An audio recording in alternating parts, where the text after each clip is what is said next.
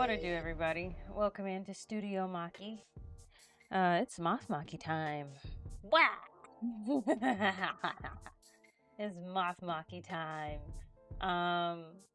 Today we are going to do some Amare turnaround drawings because I realized that I forgot that that's what we were working on last week. Will we be able?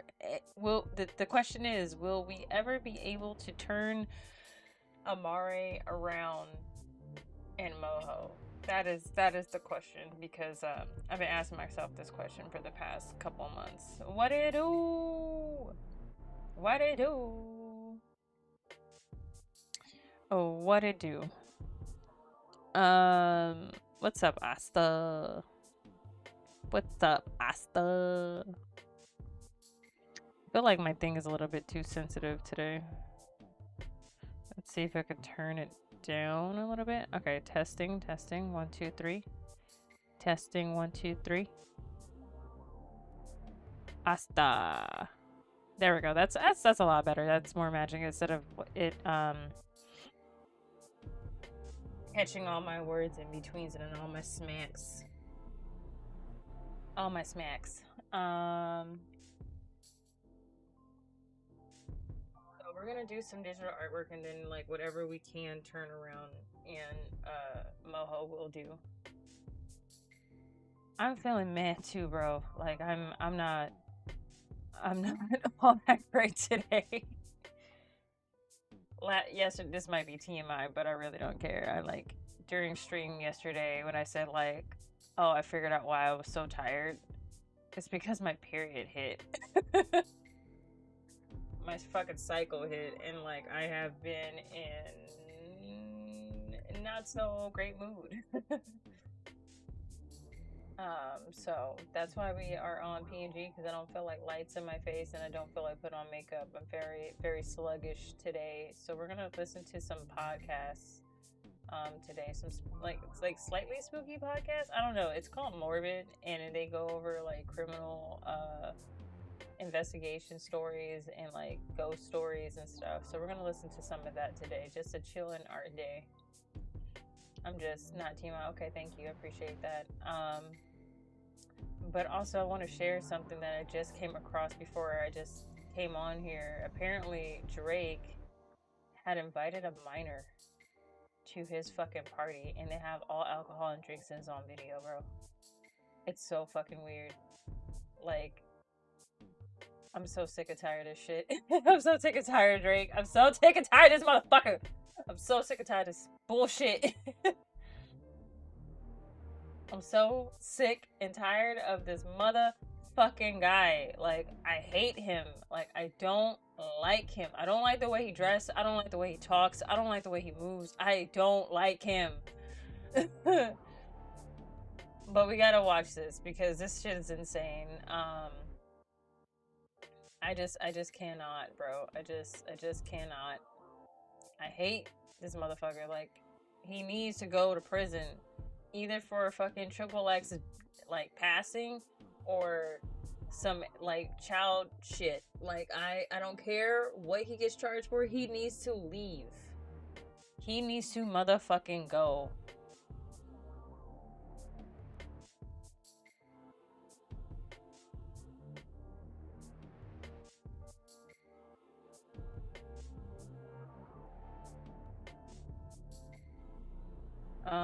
He needs to go.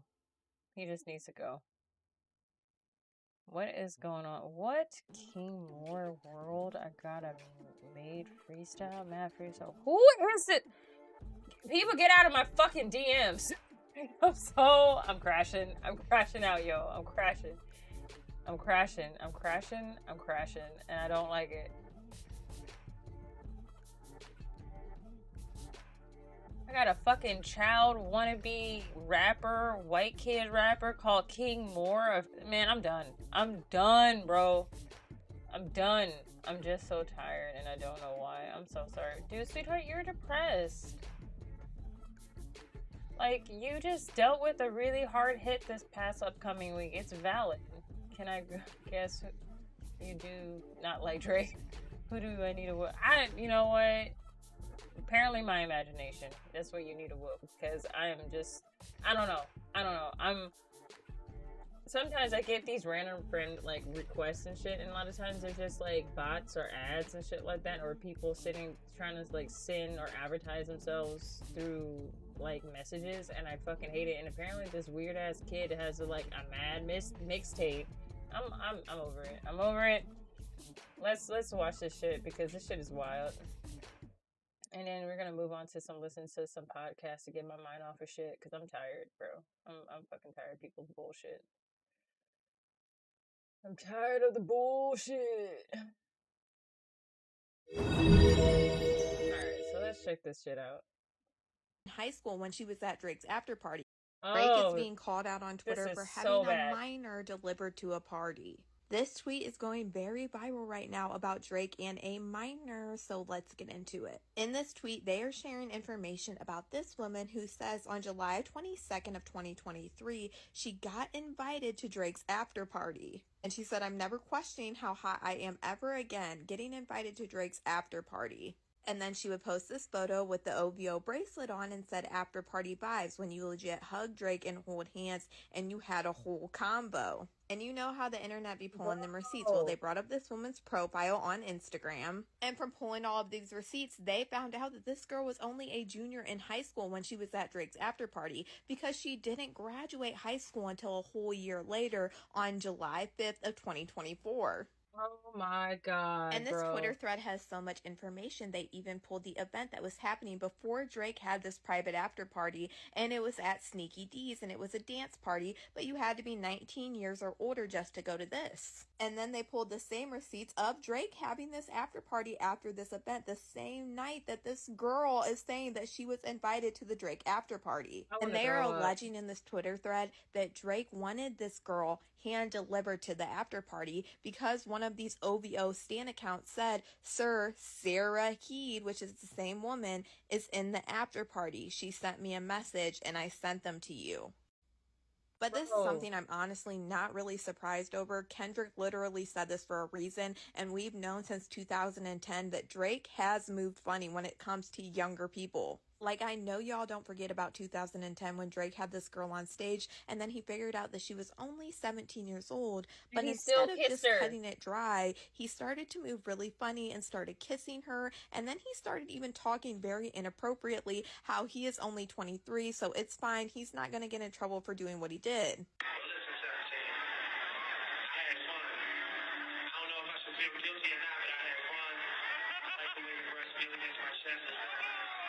Oh god, I fucking hate this video. It's fucking disgusting.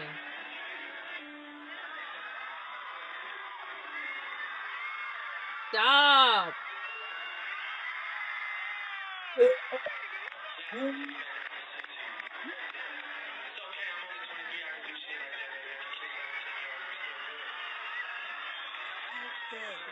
It's fucking disgusting. Y'all have to understand, Kendrick said what he said for a reason, and honestly, I don't think this is anything that Drake will ever be able to live down. But Drake is being called out on Twitter for having a minor delivered to a party. This right here, guys, it literally took a decade plus to put R. Kelly away. More of these stories are coming. It's a matter of time for Aubrey. P.S. Kendrick didn't tell one lie. He didn't. Wop. Let's fuck him up. I'm fucking tired of this motherfucker. Like, ugh, lock his ass up. Lock his ass up. Family, grooming, pedophile activities, and laxity, I don't even know on my brain, behavior is something that has plagued some of our families. However, our culture has never been about it, about just overall. Keep this conversation going. Keep cooking. Anybody making excuses for the behavior, don't ever let them tell you tease is normal. Teens is normal. I don't give a fuck how much money a nigga got. This is not normal. This is not normal. Just stop it. And there's another video. She's actually blushing as well. She's turning red right now. Maybe we can forge a relationship right here. This shit right here.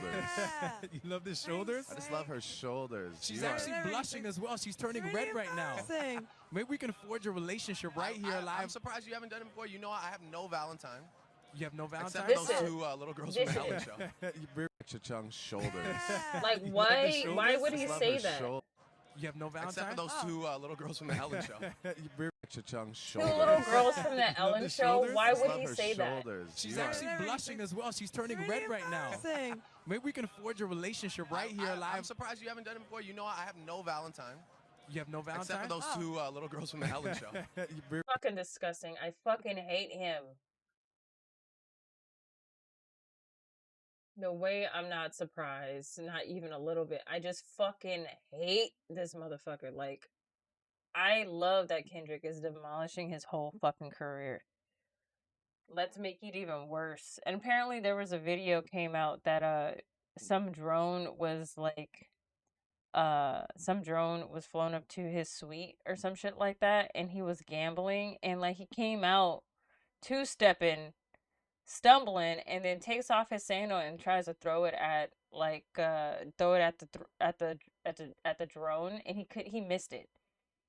How the fuck are you gonna sit here and make a whole Latin track and you can't throw a fucking sandal, you dumb? Oh god, I'm so fucking dumb, this motherfucker. I'm done. All right, I've done my venting. I need to woosah. I need to woosah. I can't. Wah. Wah.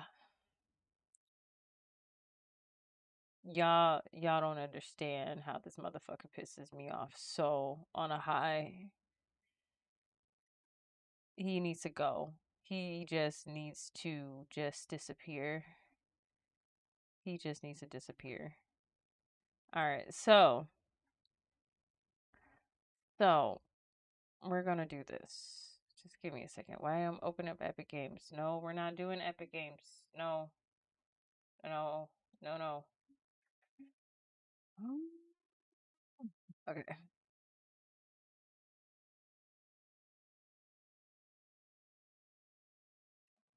Damn it, this shit is not even working today. Why?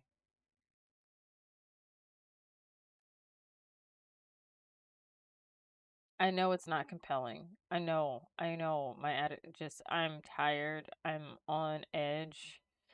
Rant, Maki, rant. I don't want to rant. Well, I sort of do because I feel like I need to, apparently, but he pisses me off. And the thing is, like, I'm so sick and tired of people not being able to fucking, like, do the fucking research of how this motherfucker is. It's a lot of allegations towards him being the cause of Triple X's death. Like, I don't know how many people need to sit here and, like, wake the fuck up. And people's like, oh, why he hasn't never been arrested yet? Why he's like, you know what, you fucking troll, go suck on your mama's tit. Because obviously you haven't grown up enough to understand the fucked up system that we goddamn have, and it's making it worse. So, because of stupid people like you. Like, he could sit next to P. Diddy and R. Kelly and get fucking trained on. I don't give a fuck anymore. I don't give a fuck. I don't give a fuck. Like, he pisses me off to the highest degree. I'm with Kendrick on this. I've been with Kendrick on this. Ugh. The dude is fucking mentally stunted and he hasn't grown at all. He has not grown at all. And he constantly keeps making comments of, like, being around children. Like, no,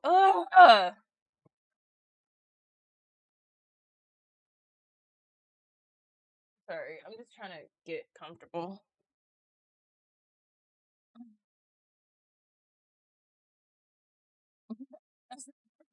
R. Kelly still exists. He got canceled so fucking hardcore. It is fucking fantastic and great. It is fantastic and great. And I want him, I just want them all to go away. I want them all to go away. All right, let's try to see if we can find a decent podcast. Just suspected crimes of Guy Moldavan. Lady in the Dunes. We are revisiting it as a refresher. Okay. Fan favorite, unbelievable survivor tale of Julian Cope. I don't even know some of these cases. The murder of Nancy Evans? Dude, I don't even know some of these cases.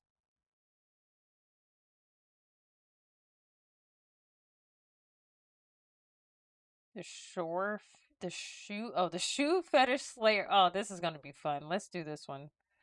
I think it's called Jerry Brudos, the shoe fetish slayer. It's Ash here, ready to share a little secret. Have you heard of Wondery Plus? With ad-free episodes and 1 week early access. And my sister and her 2 young kids. I'm gonna skip that.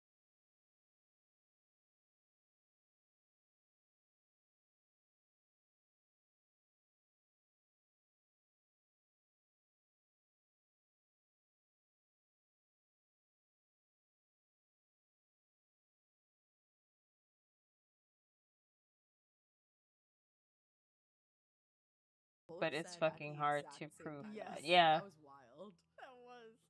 Yeah. It's Wait, the hold on. Of, I gotta pause this. What's up? No, I'm on PNG. What's up?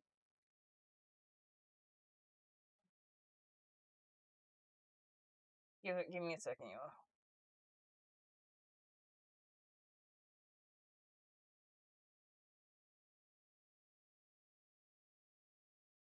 Oh, in May? I'm down.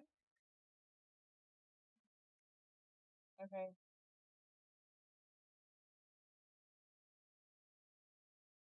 Oh, okay. Okay. 2 minutes? Okay. Give me a second, y'all. Oh yeah, we forgot about Bill Cosby. Yeah, he was already done. Like the dude, like I am so sick and tired of these. But the thing is, you know what's fucking pisses me off? The fact that they keep imprisoning black pedophiles and not enough of the fucking white ones, because the white ones are the ones in power, and they sit here and they get away with shit, and they don't even fucking. Oh, it just pisses me off. It's still discriminatory. Like it's. How can I explain this? It's still, even though there's justice being served, it's still not justice being served to the people that actually need to be served and how these people got introduced in the first place.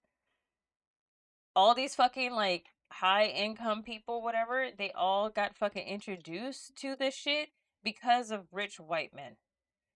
That's why. And it just pisses me the fuck off. Give me a second. I'm on it.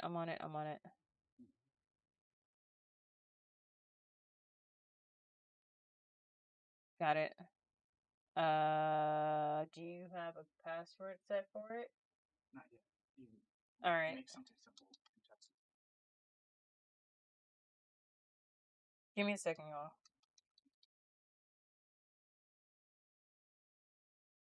My brain is all over the place.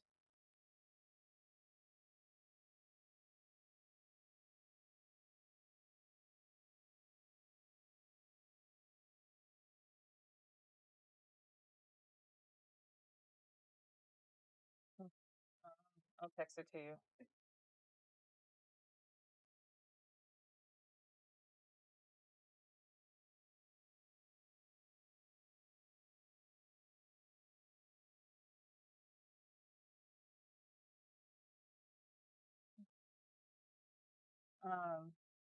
So yeah, so now my rant is gone because I got too damn distracted. Crawler needed me to do something.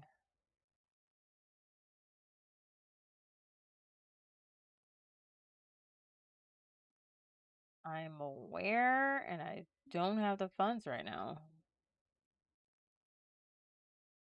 All right, so I'm trying to get back to the groove. But yeah, but the thing is, it's like, yeah, we got justice, but like, can we please imprison all the rich white dudes? Like, our president, who is a known pedophile and sex offender and like a felon. Like, what the fuck?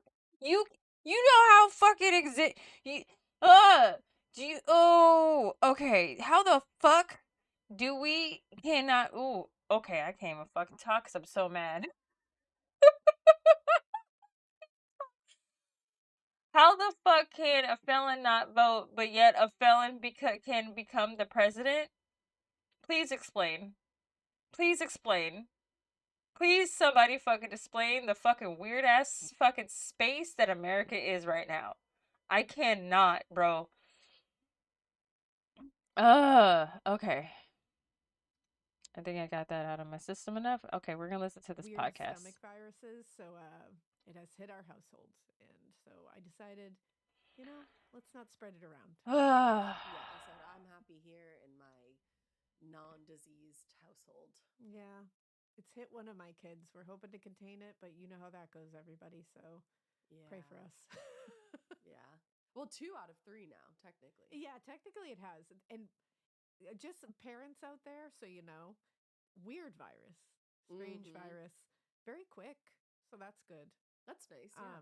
It's a stomach virus, but it's not as intense as like the normal like norovirus or something like that. Yeah, if you're gonna have a stomach virus, the best way to do this it is quick. The one. Quick. Yeah. I mean, I'm gonna knock quick on wood. and simple. I'll take this one because it seems to be a literal 12-hour experience. Oh, that's horrible. And then they're kind of just on their way out of it. Like it started last night, was over pretty quick with my oldest, and now she's sitting eating saltines, queen, and watching Bluey. Oh, what I would give to be watching Bluey right now. Right? She's living. I love Bluey so much. It's so soothing. It is so soothing. Yeah. It really is. I love it. It's very nice. So I'm hoping, she'll be on the mend and be eating by tomorrow like real food. So we'll see. Yeah, last week was a doozy of a week specifically, but like it was pretty rough for me, but I feel like for you it was like there was a couple extra hits that you took that I didn't necessarily. Yeah.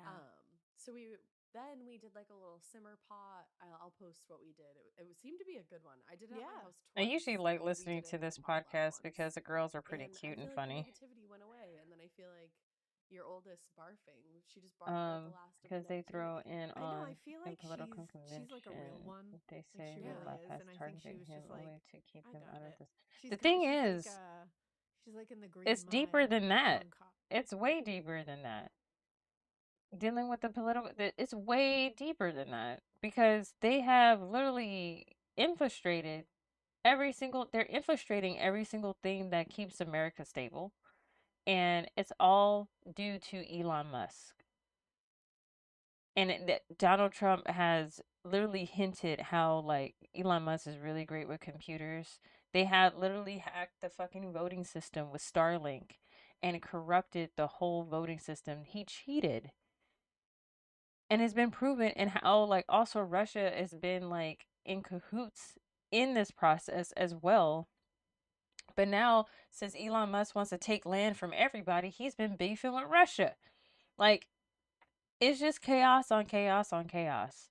Like, we have our nuclear system, like our nuclear security all fucked up. We have our social security all fucked up because Elon Musk got a hold of it. Like, we're crashing, bro. We're crashing and burning. And there's like, it feels like with everything that's happening, they're doing it on intentionally to keep everything so chaotic that it just gets people so numb and so tired that no one does anything. But people are still fighting. There's still boycotts happening. There is it's a national boycott that's trying to happen on February 28th where everything's just blacked out. Nobody should be buying anything or be online.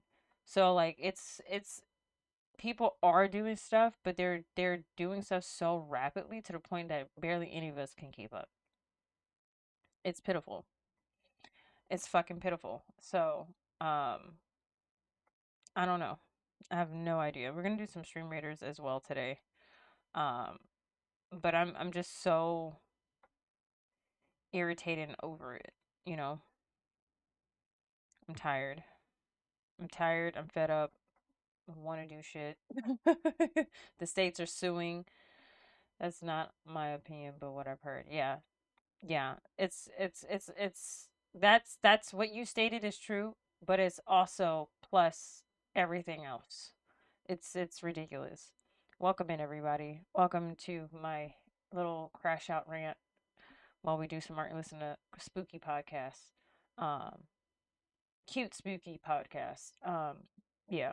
I've never seen that. He just like takes in all the bad stuff. He'll like touch someone and take in all the bad stuff, and then he evacuates it out of his body through it's like bees or something, or like What? Oh, okay. I think I've bugs. seen like a preview of that. Yeah, he just like he like coughs it all out.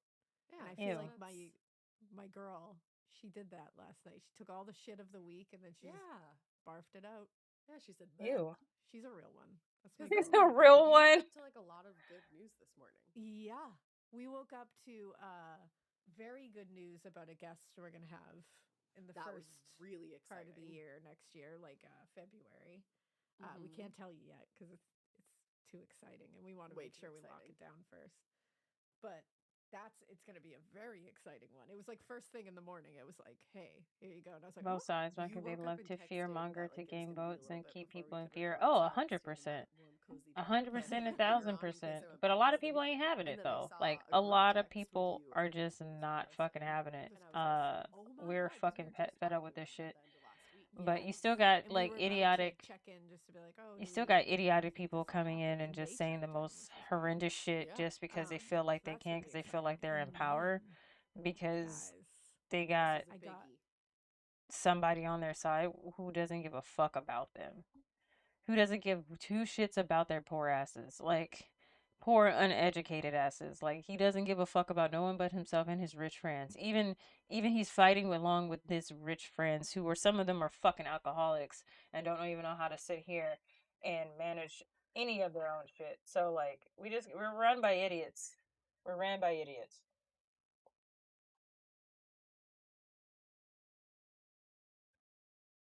Completely ran by idiots. I knew Ghost was announcing something this morning, and I said, "Oh, Sorry, I keep pausing it because I keep no, trying to move what my. is it? What could it be?"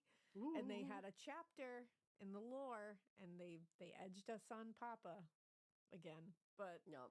they announced a fucking world tour. I thought Alina was gonna like combust. Lost my damn mind. Like They're coming to explode. Boston. They're shipping up to Boston. They're coming to They're Boston. they're Kid. coming to And I'm Boston. So fucking excited. Where are they playing in Boston? The TD Garden. Oh shit, that's a fun venue. Yeah, they're doing the big ones. I was gonna say that. Big. Yeah, damn. I think they're going to New York, doing Madison Square Garden for the first time too. That would be a cool Square one. Garden is also such a fun venue. I saw Harry Styles there. Very different, but Yeah, very different, but very different, but still wonderful. Still awesome. Yeah. What do you mean very different? So What does that mean? I want to go to that one really bad. I feel like that would be a fun one. To New York? Yeah. Yeah. Make it a whole I'll go to vibe. New York with you. Yes. Yeah. You heard it here, folks. Ash is coming. I said to New York with you. To the New York show. I'll go with ya. It will be, but I'm really excited. And that means, I mean, guys, we're going to know who the new Papa is soon, because they redacted the name of the tour, because I'm assuming it would give something away. Yeah. But this will be the new Papa on tour, so we must be getting new music, I'm assuming. I'm very interested to see like who this Papa will be. The next iteration of Papa. Yes. I can't wait. I love the excitement that you get is akin to a child on Christmas morning. Like the light within your eyes, even right now. I wish I could tell what the fuck they're talking about. I don't. Just radiating. I'm just here for the spooky stories. I get so excited. Like when I saw that they were going to be announcing something today, I sat with my little YouTube app up and they count down. Other than that, how's everybody doing? How's everybody feeling today? It is hump day. Even when I see it, I'm like, oh. Is it hump day? It is hump day. You guys are always like, here you go. There you go. We also, and like this ties in, we went to the night fair this weekend because I went there with Wicked Good Books from Salem, and we did like a fun little meet and greet signing thing, like a very impromptu thing. It was really fun, and they still have some books, and they ship everywhere. Yeah, they still have some signed books, so go Butcher and the Renan Butcher Game, so check it out. We'll link Wicked Good Books in the show notes so you can go to it if you want to grab one. But I got to meet a ton of people. And a lot of people, the amount of people who said you got me into Ghost made my heart soar. In my opinion, the Democrats lost a lot of votes with the whole. But anytime someone would say it, I'd be like, show them your shirt, because she was literally wearing a Ghost shirt. Fear mongering. And it was like, John showed me Ghosts like a couple years ago, and it's so fun. Oh, that yeah. I'm like, Laundry spread the pushing good groups word. off I'm people just away spread by the good calling word them of Ghost, stupid. and it's nice to hear. I don't. I love it. So I love about seeing- that, I don't even know the hackies, jackies, and what is the first one? I don't understand the first one. The second word, the Bitler, yeah. But no, I don't think that they scared people off. I think that the fact that what happened is the fact that Biden didn't fucking push Kamala earlier. We would have won. I wouldn't say we because I'm more like an independent, but Democrats would have won if if Biden just pulled the plug a lot earlier within the year and like pushed her campaign earlier in the year instead of halfway through the year. Plus, it was other shit that was happening behind the scenes too. It was a lot. It was a lot, but also there was a lot of warnings before the election last year and people warning about Project 2025. A lot of black people were screaming about Project 2025 and Kamala was on it, but the thing is they weren't on it soon enough. That was a problem. And also on another to your point, um I talked to Crawler about this about how Gen Z felt so used between the campaign. Okay, thank you.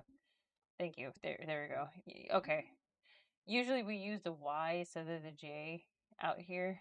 So that's why I was a little bit confused. Um, so when it comes to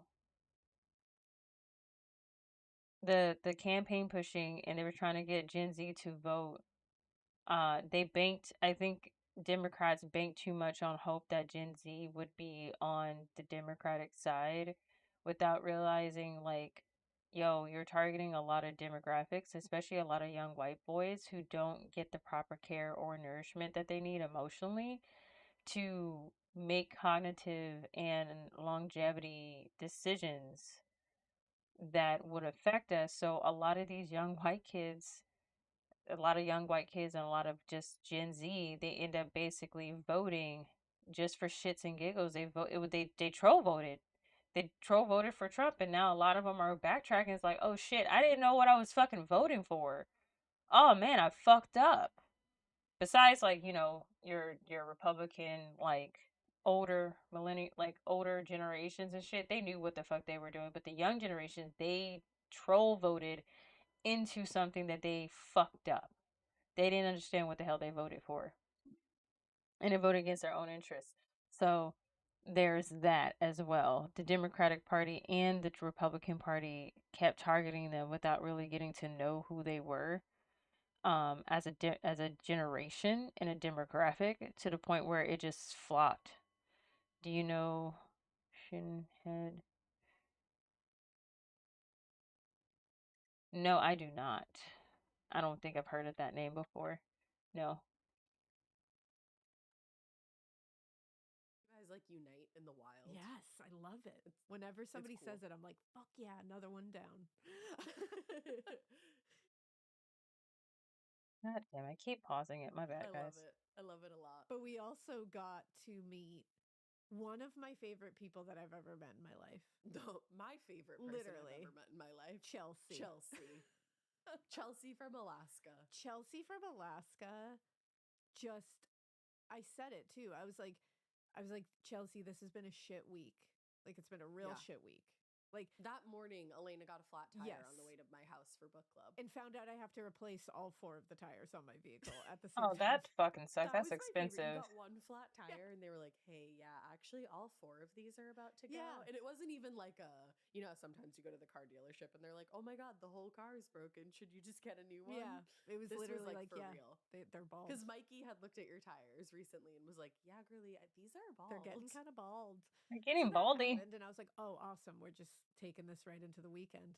But then the Yeah. night fair was so lovely and so amazing, and everybody we met was such a fucking shot in the arm. Like, it was such a cool experience. And I love the night fair. That's a Salem phrase, a just shot gives in me- the arm. Always gives me life.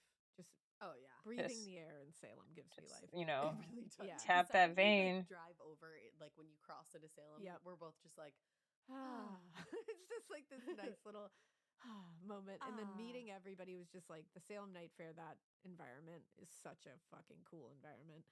And then Matt and Ryan absolutely kill it. Chelsea, we kept Chelsea as a highlight on our Instagram because Chelsea forever. When I tell you this, the energy that Chelsea brought was unlike anything I have ever experienced. But just pure light radiating out of Chelsea. Yes. And all her friends too, and her sister. Yes. They were all so lovely. And I was like, Chelsea, I've had such a shit week, including getting the flat tire this morning. And I was like, I think the universe rewarded me for putting up with this week with you. Like, I think they were like, here's Chelsea. Yeah. I truly believe that. No, Chelsea was iconic. If you follow us on Instagram, go find the Chelsea highlight, and you will see just how iconic Chelsea is. Yeah. Chelsea's from Alaska. She's a fucking marine biologist. Yes. Like, you could never be as cool as Chelsea. Never. If you tried. Nobody can. You should try. Aspire to be as cool as Chelsea, but I don't know if you'll get there, bud. That's gonna be my. That's a hell of a fucking compliment. It should just like be more like Chelsea. Just be more like Chelsea. Chelsea Truly. It was amazing, and also it's so funny. My nephew Aiden, who we've talked about a lot on this podcast, I think. He just texted me and said in all caps, "Did you see that Ghost is going back on tour?" That's cute. Left. I was like, "Oh man, I missed it. I wanted to see that live reaction." Right? I wish I could have seen him. He made He make a whole video about the election, and I think she had some good points, and she was not really liking the Democratic Party. She is biased because she was a Bernie fan. Yeah. A lot of us were Bernie fans. I'm a Bernie fan. I'm a Bernie and AOC fan. I wouldn't say fan. I should rephrase that. I'm a Bernie and AOC supporter. Because the thing about the Democratic Party, they are very a wonderful start to the week. Not they great. God damn it. Sorry. They are more progressive than what the Democratic Party is acceptive of, and they're like, the Democratic Party is very conservative. Honestly, the Democratic Party is pretty fucking conservative with a little bit of progression, and there's different ranges of Democrats that we have out here, and it's stupid because they infight, while you got the conservatives who tend to not infight as much as we do. They usually are on the same page, but the thing is, the fucking conservative party, the Republican Party, has been taken over by QAnon, MAGA, and everything else because they fed into the propaganda, not the propaganda, but they were brainwashed and coerced into a similarity of interest. Make America great again, bring back the old days, respect the veterans and elders and blah blah blah blah. There's so many nuances within the conservative party that gives a lot of Republicans security, and they're told a lot of promises that they don't ever fucking keep, ever. Besides, Trump now, who tends to keep his promises, but he's keeping his promises to destroy everything. But that's what he stated, and now, a lot of people's like, but you wasn't supposed to hurt us. You wasn't supposed to hurt us. No, they used y'all. They used y'all, and we warned y'all. The leadership of the Democratic Party is just as crap as the GOP. They prefer the donors than progress. Yes. They're all paid. They're all paid in full. They're all paid for, and a lot of the Democrat people that are Democrat are usually ex-Republicans, and they see okay, well, if I can't get my policies approved this way, then I'm just going to go pretend to be a Democrat and just flip it out on people. So we also have that problem too. Where a lot of people will leave the Republican Party and move into the Democratic Party and fuck shit up from the inside out.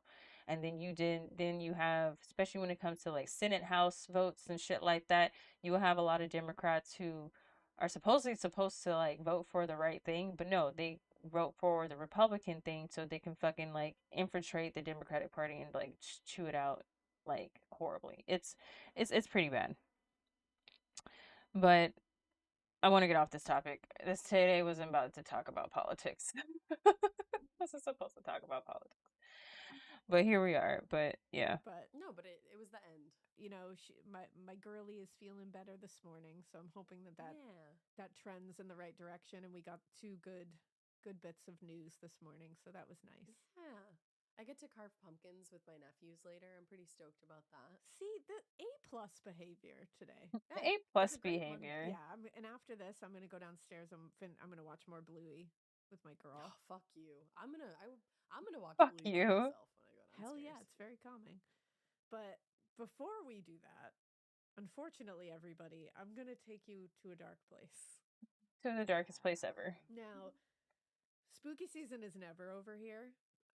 Yeah, spooky season lives on and dies when on. we are in the official spooky season mode, we give you a lot of like the paranormal stuff and the strange history and the haunted stuff and all that. And now I'm gonna rip you out of that opinions, with a bang. but that's because I'm not in it, so I need to do some research before getting an opinion. Back in the true All right, yeah, crime do that. Do your we are research. doing a pretty I always big like having one these conversations, either if it's political or speculation. We gotta know, like, we have to have enough information. We have to have enough information to actually talk about these topics effectively, and constructively. But it's good to talk about. It's good to get it off our minds and chests, so we don't just sit and ponder with it alone, and thinking that, like, oh, we're just, or to the point where we just gaslight ourselves out of something that needs to be spoken about, you know. So there's that. There is that. So did I not update this? Because oh, Jesus Christ, there we go. Chill art and podcast and politics. I should put that on there too. But it's just wild. Just all of it is unsettling and wild, and it's just ugh. Yeah, we are doing Jerome Brudos, the foot fetish slayer. I didn't know his name was Jerome. Yeah, Jerome. You might know him as Jerry Brudos. I do. I didn't. The fish fetish slayer. This is gonna be funny. This is gonna be good. It is, yeah. I don't know why. I think I've only heard him as Jerry mostly. I think just because he's widely known as Jerry. Yeah. I get that. If you've watched Mindhunter, they portrayed him in a horrifyingly accurate way on there. The way they do that with like every killer that they portray, like Ed Kemper, that was so accurate. I was like, did you hire Ed Kemper to act in this show? Oh yeah, Richard Speck and Son of Sam. Yup. Like David Berkowitz, I was like, that's David Berkowitz. Like, it's crazy. You brought him on the show. Yeah, it's like uncanny. De-aged him. Yes. Like, it's really scary. If you haven't watched Mindhunter, it's a brilliant show, and it was taken away from us too soon. Yeah, kind of ridiculous. I need to finish season 2. It's pretty great, but it's gonna make you sad. I'm sorry. Can I just tell you one thing? Drew and I started Dexter. Oh my goodness! Oh, they started Dexter? I am so jealous that you get to experience it for the first time, but I have to warn you. We know. The end is not going to.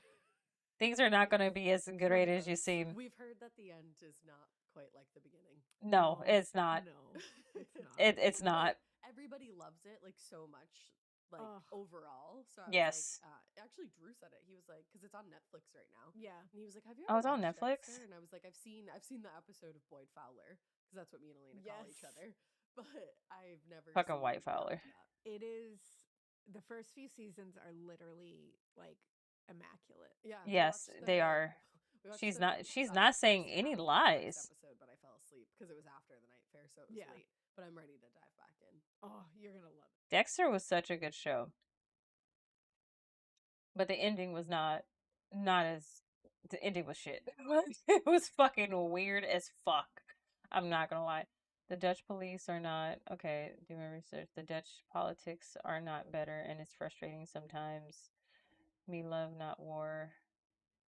Make love, yeah, make love, not war. I'm at a point in the game. Why can nobody get along? Can we just all just get a fucking along? Like, what is so hard about this? Okay, what am I looking for? I'm looking for specific things, and I can't seem to get my brain together today. Playlist, no. No, that's not what I want. Oh, okay. That's what I want.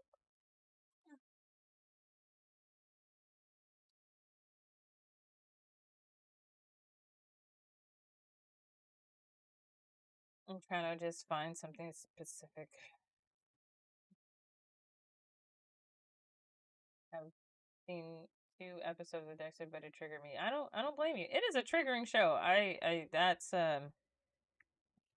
it's a very triggering show, but I like it because it's like a vigilante type of approach, you know, but it is gory. It's very emotional. It's very intense. It's a very intense show. And it's not for the faint of heart whatsoever. It's not for the faint of heart. But it's a good show. It's really well done. I can say that. It's very well done. All right, so I need damn like all these fucking corner turns.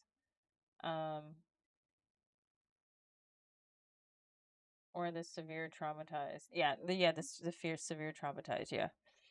Because it's not I wouldn't say it's Dexter per se. I would say it's the stories that Dexter finds out that these people that he, off their stories are traumatizing more so than anything. And it feels like it's justice being served that you don't ever see getting justice. But I can tell you, no, I don't know. It's a wild show. It's a very wild show. But the ending was very weird and disappointing. It's to say nonetheless. I'm trying to figure out how to draw this out while also doing all the things. Yeah, I really You're like really it so gonna far. love it. I'm excited for you. Sorry, I just had to tell you that. But you know what? Back to business, because Yes, here we go. this is going to be a rough one. So Okay, this one, buckle up. Buckle up, everybody. So Buckle this is up, going to be 2 Buttercup. parts because there's just a lot going on. You're going to need a minute. Okay. So this takes place over the years of 1968 and very well into 1969. Oh, okay. It was in Salem, 1969. Oregon. Salem. Several women went missing during that time and would later turn up dead, all murdered horrifically and showing signs of being brutally tortured. Jesus. At first, it seemed like they were never going to connect these women and they were never going to figure out what happened to them. But luckily, finally, investigators questioned the friends of one of the victims, who we will get to, and they finally came to identify their suspect and eventually arrested 30-year-old. He was only 30. 30? 30 years old. 30 You years look at him, old? you say, that's a hard 30. Yeah. Well, when you are 30. that full of yuck, it usually is. Yeah. Yeah. It leeches out of you. Yeah. 30-year-old Jerome Jerry Brudos. Damn. Now, ultimately, Jerry was going to be convicted of the murders of Jan Whitney, Karen Sprinker, and Linda Sally. And his capture and the study of his mind actually ended up establishing what would eventually become the FBI's Behavioral Analysis Unit. Oh, really? So he was part of that whole thing. So it was a very important capture. Yeah. Very important event. I would say in true so. crime. So let's talk about Jerry, shall we? I guess. Unfortunately, we need to at least know what the fuck was going on with that. I don't know a lot about his, childhood or, entrance into life. It's not great. Okay. It's not great. When he ended up doing what he did, that it probably wasn't Of awesome. course, But it's then there not are those great. cases where it is fine, you know? Yeah. I mean, I feel like it's rare that it's like a very nurturing environment.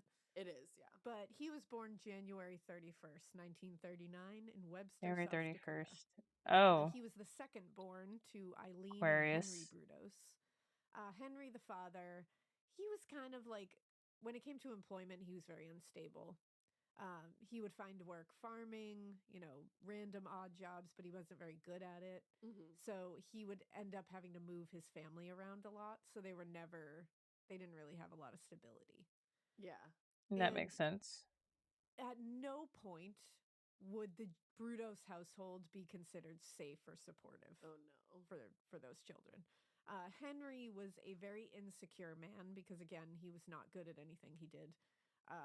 Damn. So, what is there to be secure about, I suppose. You know? I guess. He was also an asshole. He flew into a rage a lot, like very quickly. He could not accept any kind of criticism, what he deemed criticism. And Eileen, the mother, was referred to as a stolid woman who dressed neatly and plainly. The typical It housewife. was made pretty clear from Eileen, the mother, that Jerry's brother Larry was her favorite child. Oh, that's always so fucked up when people like you can't announce who your favorite is. And also, what It is never- wrong with you that you have a Yeah, favorite? that's insane. Exactly. Like it's like what? that, Preach. That in and of itself is very strange to have a favorite, but then to go the extra step and announce who it is fucked. That's the thing. It's fucked up. Like maybe you get along with one on like a better level, and you feel like more of a connection there. Like maybe. But you that's what don't she was talking fucking about, but just it's like start to then choosing let favorites. The other one know that is messed up. It did not just like work on that, right? Yeah. So she was very much more supportive of his brother Larry, and honestly, she didn't make any bones about letting Jerry know that she wanted a girl, and she was hoping he was a girl. Oh, So that's even it's worse. It's got some Ed Gein vibes with the mother kind of thing, where it's like these awful feelings of like you're not good enough and you're not what I wanted, and you weren't supposed to be born even, you know? Yeah, and she literally did not hide her disappointment that he was even born. Wow. Damn. That's somebody who should not have had children. Yeah, Facts. and they didn't form a bond. Yeah, if you have that, like, I understand, you know, that like, when much you're, disdain. like, having kids, being like, oh, like, I'd love a girl, or like, oh, I'd love a boy. Of course. But to be disappointed in what you get is insane. You should be psyched that you have a healthy child. Exactly. Like that's, and because of this whole thing, like they never bonded, and she never made any attempt to bond with that child. Jesus. And then she was very abusive and hostile to him. Narcissistic parents. Jerry, not Larry. Mostly, I think she was just I think she was in general, but she very much took her anger out on him. Took it mostly out on Jerry. I don't think Larry got as much at all. That's so fucked. And later, Jerry would describe his mother as stubborn and a selfish egotist. Oh, okay. Selfish Damn. egotist. Yeah. So she sounds like she was also like very narcissistic. It does sound called like it. Vibes. I'm not called it, but like has those vibes. Yes. Now, this one incident that Jerry could remember from when he was younger definitely had a profound effect. The kind of thoughts he would have later on, I'm not saying what he did later on, but like definitely led him into a strange thought process. Okay. One afternoon, while exploring an old junkyard when he was 5 years old. That's good that he was just out in the junkyard at 5. Yep, just out, just in 5, the just like, out in the junkyard. In a junkyard by themselves. No. He was just, he was out there 5 years old, just exploring a local junkyard. That's so and he came sad. across, I know, and he came across a pair of patent leather high-heeled shoes. Oh no. Awesome. And cool. His mother was a very, very extremely conservative woman. So she did not wear high heels. She wore plain flats, and that was it. Okay. At least her feet was always comfy. He had never seen high heels. So this was just something new to him. He was just like, whoa. And he was kind of fascinated by them, so he took them home. Okay. Because, like he's 5. He's 5. He's 5. It's an ad commercial, I guess. There's a lot in life that feels like it should be guaranteed, but it just isn't. Things like your friends being on their way when they text you LMW, or getting out the same number of socks from the dryer that you put in. ATT. Special expensive. This is on Shop Out. And so he's back in his bedroom, and he's like playing with the shoes, and he's putting them on himself. He's just walking around like they're a fun thing to play with. Yeah.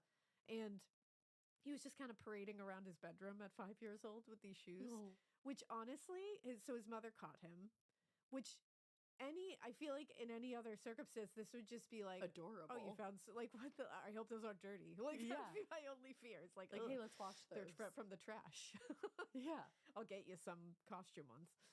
But she did not take it well. Very different time. Yeah, very different time. And she was very conservative. So this was how she felt no matter what. And she was furious. She berated him. She was very harsh on him. She like punished him for it and demanded that he get rid of the shoes. It's like at 5 years old, you don't understand why that's wrong. Yep. Precisely. And that is literally what happened. It's not wrong, anyways. But like, you He wouldn't was understand why that. she would Yeah. say it's wrong.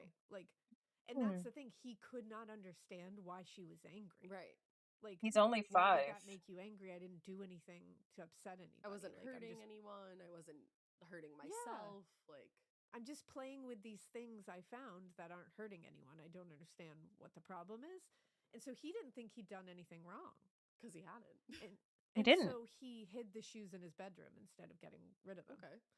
And a few days later, she found him playing with the shoes again.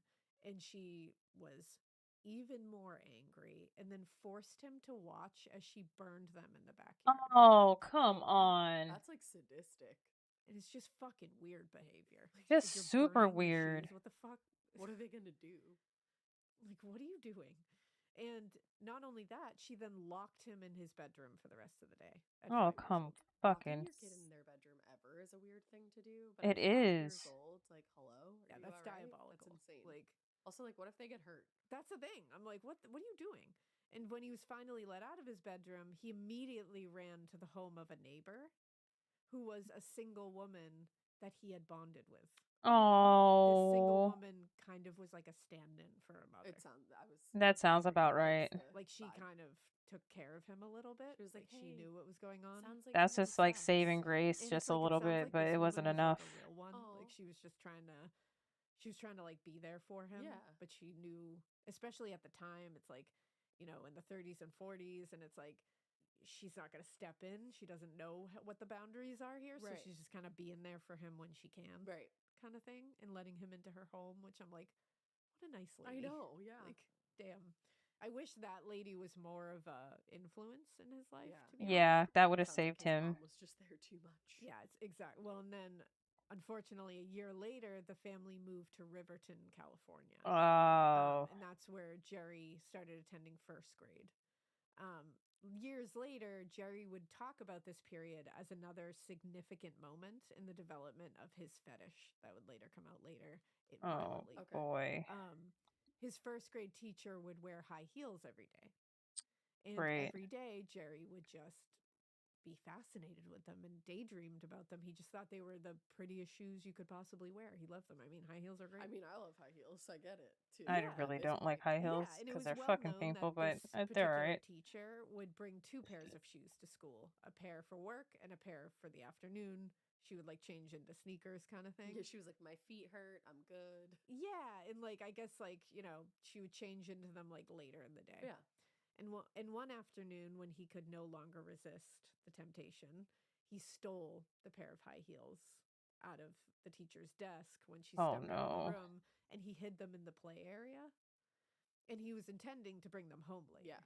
But he was hiding them for later. This is so interesting. But one of the This children is very found them, interesting. yeah. and before the end of the day, and brought them back to the teacher. And nothing crazy happened from that, but it was just clearly a moment of like, he's kind of taking it further Yes. by stealing them now. Yeah. And this time in Jerry's life was also significant because he was dealing with a lot of health problems. Oh. In fact, during second grade, he missed a lot of school. He was home a lot and in the hospital a lot with measles, laryngitis. He had 2 Jesus. fungal infections that required surgery. Wow. And he also had, according to Jerry, he had problems with the veins in his legs, and it would cause him a lot of pain and difficulty moving. Oh, wow. Oh. Yeah, so according to him, It he had a said lot of the veins were issues. ballooning, and I had to have the operations because they were not doing their job. So I'm assuming there was a lot of like circulation issues. And Yeah. now the multiple surgeries and other things he was dealing with meant that he had to stay at home a lot. Oh, no. And that meant he had to be with his mom a lot. Uh-huh. And at this point in second grade, he had already come to despise her. You're like Yeah. 7 years Damn. old. 7 years Literally, old. that's Six like- 6 to 7 years old. Like, that's sad. Yeah, that's And very sad. he spent most of his time trying to avoid her in second grade. Wow. At 7 years old. And like a lot of young people, these early life experiences are eventually going to kind of mingle within like your adult experiences, and they're going to create certain things. Yeah. That fetishes, certain fears, certain things that Responses. you're attracted to. Mhm. Like things that repulse you. Like this, your early childhood really does have a lot to do with that. They call Yeah. them their formative years. Exactly. It's like where you're developing is like such a huge part of you, and it's like that's where we all end up being in fucking therapy and finding out these random things that you're like, fuck, that's where that comes from. Oh, like, shit. that's why I do that, or that's why I fucking hate that. Yes, like a lot of it is trauma based. A lot of it is negative based. Of course, there's those core memories that form great things later in life. Like traditions and yeah, things that make and you like happy. things that you love and make you happy, and things, your career, hobbies. But these negative things really make their mark, unfortunately. And the poor Yep. relationship with his very abusive mother and feelings of abandonment, those kind of things would lead to negative opinions about women in general as he grew older. It's interesting how that happens a lot with boys. Yes. Like when Yeah. boys have, especially like when they're younger and they have such a bad relationship. Because a mother is such a lot of times it leaches into their opinions about all women. Because that's just like their first experience. This not only happens to boys. Doesn't necessarily I can tell you right now, this doesn't only happen to boys. This happens to every child who has a bad experiences with a particular parent. Your trust is all fucked up. Your trust and your viewpoints and the way that you see the world is all fucked up if you don't get the proper nourishment from the person that birthed you. That bond is so strong and cannot be broken unless it's completely severed on purpose. And a lot of people don't understand that. Happen with girls like as often, Yeah. It is interesting. Yeah. I don't agree with that. Flips a lot with girls, and their where fathers. If you have a poor relationship with your father, you end up trying to seek out almost that without realizing it. Yes. Like you end up finding men that are like that, and not necessarily punishing them for it, but almost receiving the punishment over and over yourself. I was going to say exactly, punishing yourself. Yeah, it's an interesting psychology. Yeah, psychology's wild. It is. It really is. And so as he grew older, his opinions about women were dog shit. And also the secrecy around his fascination with women's shoes, because he never grew out of that. It stayed. And what he felt was like taboo excitement about them that he would get from them. It kept growing and growing, and that would be fine. Like a fetish is a fetish, a kink is a kink.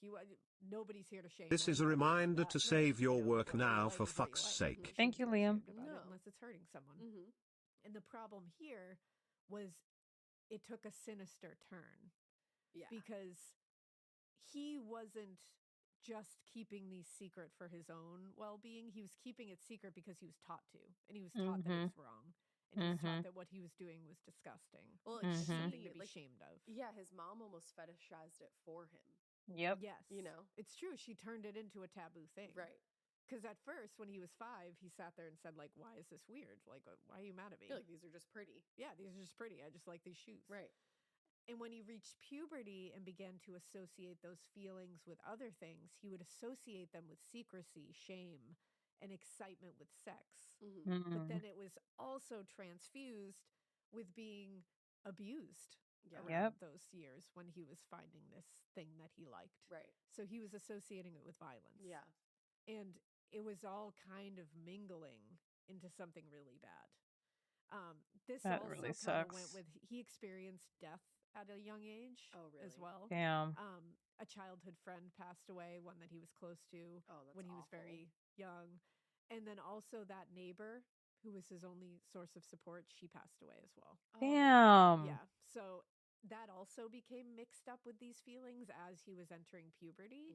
And so he would forever associate his sexual interest in women's clothing and shoes. And that would kind of be fused with his resentment of women.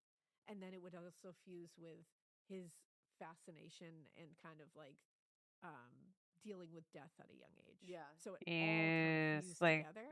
Jeez, that's so confusing. These things are going to fuse into one of these little shit balls of just nightmares. Yeah.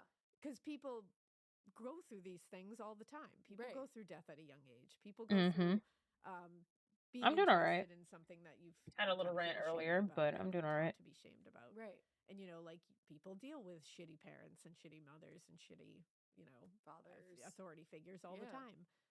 Yeah, they deal with it. Doesn't mean that they have better coping mechanisms. I can tell you that right now. The only difference is the fact that a lot of people, I forgot what it was called, but it's a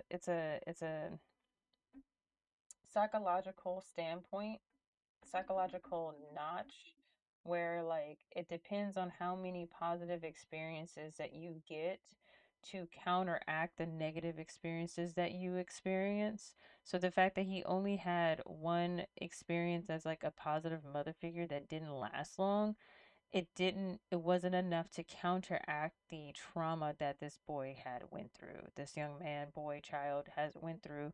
And for me personally, I had so many knots in my experience that saved me from being completely fucked up, from individuals that came into my life. A lot of people are not blessed to have that. A lot of people are not blessed to have it. Reasons why we have the type of people that we have today.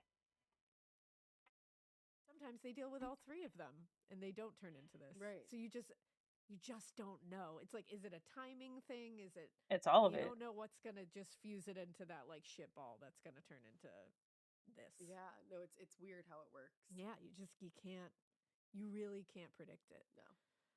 But by the time Jerry reached adolescence, the family had moved again, this time to Salem, Oregon. And that's where Henry Brudos, the father, was trying again to be a farmer. And Jerry didn't realize it, but by this time, where he was like reaching adolescence, he had already started developing particular sexual interests that he knew, whether from inference or whether it was implicated to him. He knew he couldn't discuss these sexual interests with others, especially his parents. Okay. Which is a problem. In fact, in the Brudos household, it's not like he couldn't just discuss these kind of niche and maybe taboo interests he was forming. He couldn't discuss those with his parents, but there was an air of secrecy and shame that was just around all sex. Yeah. Like, sex was not talked about. It was treated as something that was disgusting and dirty. Like, those are already problematic things that you're teaching your kids because that's not going to give them a healthy relationship with it. Nope. But then he's got all these private fantasies that he's being taught were taboo, and it's like you infuse all that together, and that's a mess. He's holding it in. So eventually it's going to explode, or he's going to be doing it in secret ways, which is going to lead to him like stealing things and spying on people and like doing it Keeping in shadows, Tom. and you don't want that. Yeah, exactly. It's not good. I mean, at no time did his parents ever explain sex to their children. Because they didn't know sex education enough. was not taught in schools. And that's what they want us to be back into, I and hate it's that. fucking dangerous. Crazy to think about that. It's like you need to know the basics. Yeah, that's the thing. So what he learned about it was what he saw on the farm. Oh, God. Roll that around in your head. Oh, no. Yeah, he saw things happening on the farm that no one explained to him. Or from what like little he could take away from like boys' conversations at school. Yeah. Which is also going to not We're listening be to Morbid. It's a spooky podcast. So yeah. No. Focused on like true crime and supernatural events. Yeah. So two cousins. So when he reached his teen years, his fantasies were already taking a violent turn. Created a podcast to talk about these things. Unbeknownst to his parents, he spent days digging a hidden tunnel on a rarely visited part of their farm. Wow. And in that tunnel, he would just sit there and fantasize about keeping a girl there captive. Oh. Fuck. Yeah. And by his own admission later, he said he didn't even know what he wanted to do with her there. He said he just knew he wanted a girl to be there and to not be able to leave. Oh, no, Jerry. He didn't even know. He said he didn't know enough about sex or what he was feeling to think that that's why he wanted her there. He just knew he had these like urges, overwhelming feelings, enough that he had to dig a tunnel and make that actually a reality. And he knew he wanted to keep a woman there. Okay. Which is like so fucking chilling. And just the fact, like, obviously he was growing up in the time where it was like come home when the streetlights go on. But just the fact that he could be gone for that long to build a fucking underground tunnel. Right? And obviously his parents didn't give a fuck about him. Asked where he was. And at this same time, he was already stealing women's undergarments and shoes. He would steal them from clothing lines. Okay. And sometimes he would go into unlocked houses in the neighborhood and steal them. Oh, that's Because people used to sit here and leave their doors unlocked. Lines in a big way here. He's jumping right over them. Yeah, when you're breaking into houses, like locked or unlocked, that's a turn. Yeah. Where that's a place of no return a lot of the time. Yep. Now, these fantasies finally converged when Jerry was only 16 years old. One afternoon, he stole a neighbor's underwear from her laundry line and later approached her and offered to help her find her missing clothing. Oh. But when she arrived at his house a short time later, he just took her by knife point at 16 years old. Oh. And forced her to undress while he took pictures of her. Where Whoa. That's what I'm saying. He's in his parents' house doing this? Yeah. What the fuck? And at this time, Jerry had been wearing a heavy black mask so that the girl couldn't see who he was. But she knew who he was. Yeah, he's because he had offered to help her, and she came to his house. He said, "Hey, meet me at my house." Oh my God. And years later, somebody asked her because she didn't report the crime to the police. Okay. And years later, people asked her, like, why didn't you report this crime? And she said, I knew who it was all the time. I was scared if I told, he would find me out and he would kill me. I mean, yeah, I don't blame you. Yeah. So just knowing what he was doing there, he's capable of a lot. But I think also she's like, I knew who he was. Like, I could tell. It sounds like this is like a grown woman with like her own clothing line, and this is a 16-year-old kid to instill that much fear. Whatever she went through had to be traumatizing. Dark. Yeah. Horrific. And this whole incident had been the first foray that he took into actual sexual assault. And while it was probably unbelievably, like something we can't even fathom traumatizing for this girl, she was able to get out of there with her life, fortunately. But it was the victim right after her that didn't make it get away so easily. So he did this to this woman, which is unthinkable, and then immediately escalated to murder? He escalated. He didn't escalate to murder, but he escalated. Okay. He escalated. Didn't get out of there unharmed physically. Okay. So from the moment that this first girl, who we're not going to name, that got away, and talked about it later and said I didn't want to report it. As soon as she left the house, Jerry was immediately fantasizing of doing it to another woman. He loved it, but he was worried he was going to get caught. Mm-hmm. So 8 months passed, and still he didn't do it again. But he felt confident after 8 months that he could get away with another assault. So in 1956, he lured a 17-year-old girl into his car, promising her a ride home. So as they drove, the girl became confused when Jerry started talking to her as though they were on a date. Oh, no. Oh, and no. She was like, this is not, you're just driving me home. Like, right. What the fuck? Like, why do you think that? No. And her confusion turned to panic when it occurred to her that Jerry had already driven well past where he was supposed to drop her off. Oh, no. And he was just driving further and further into a more remote part of Oregon.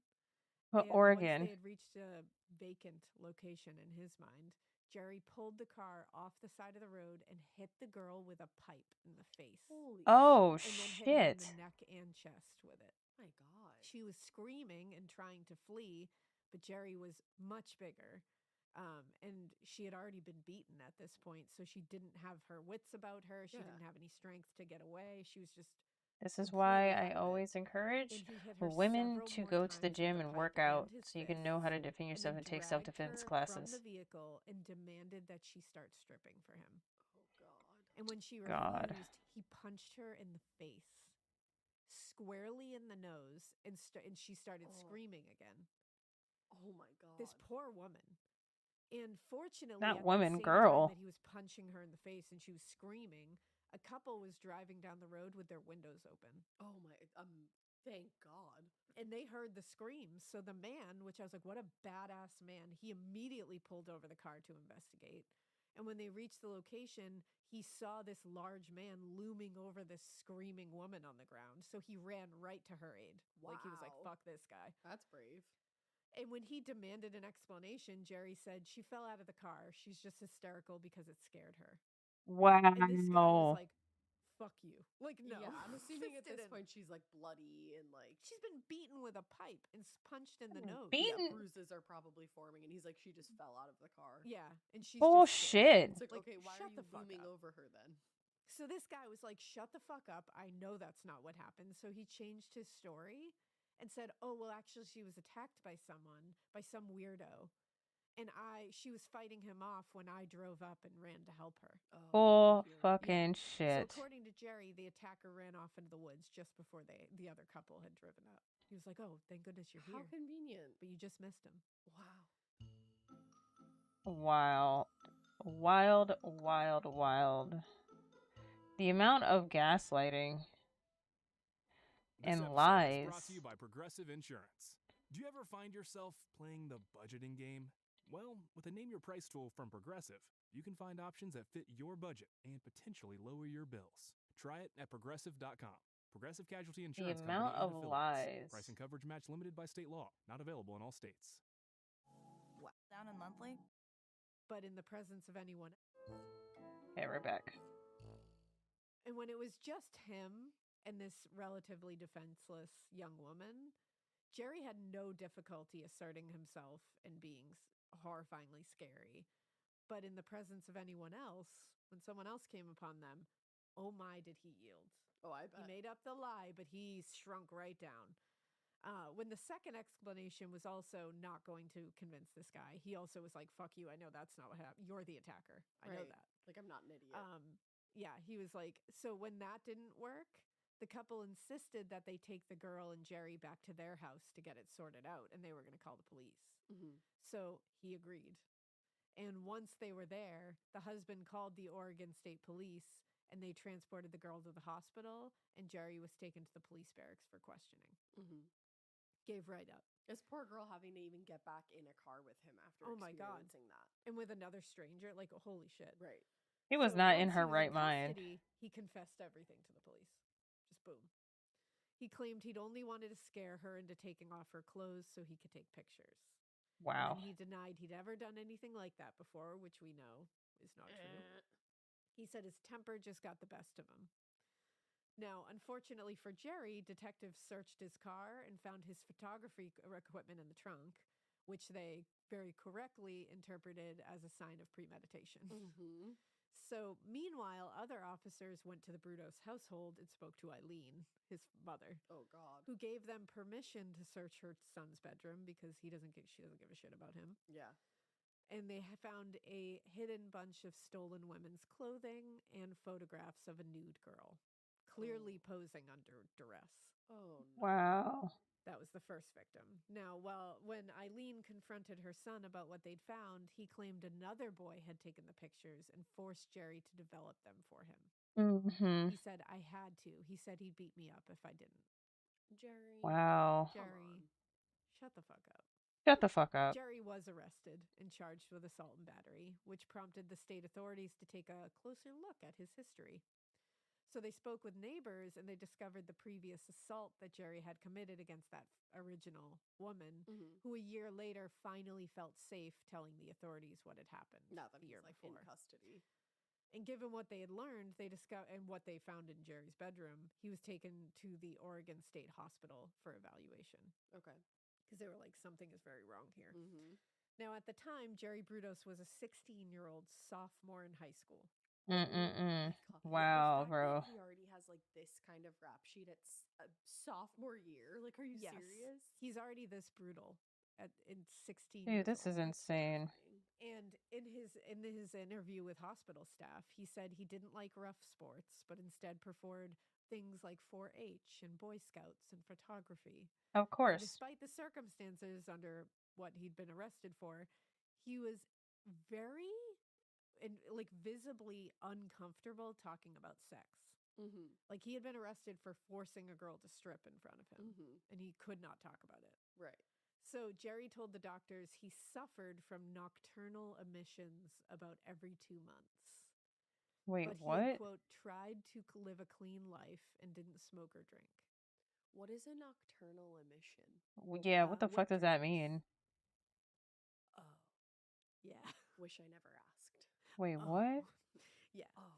In fact, while they were aware of the things he'd done, doctors Nocturnal still struggled emission. to arrive at a diagnosis. I mean, or to even provide insight. I honestly, I don't understand, so we're gonna look this up. Nocturnal.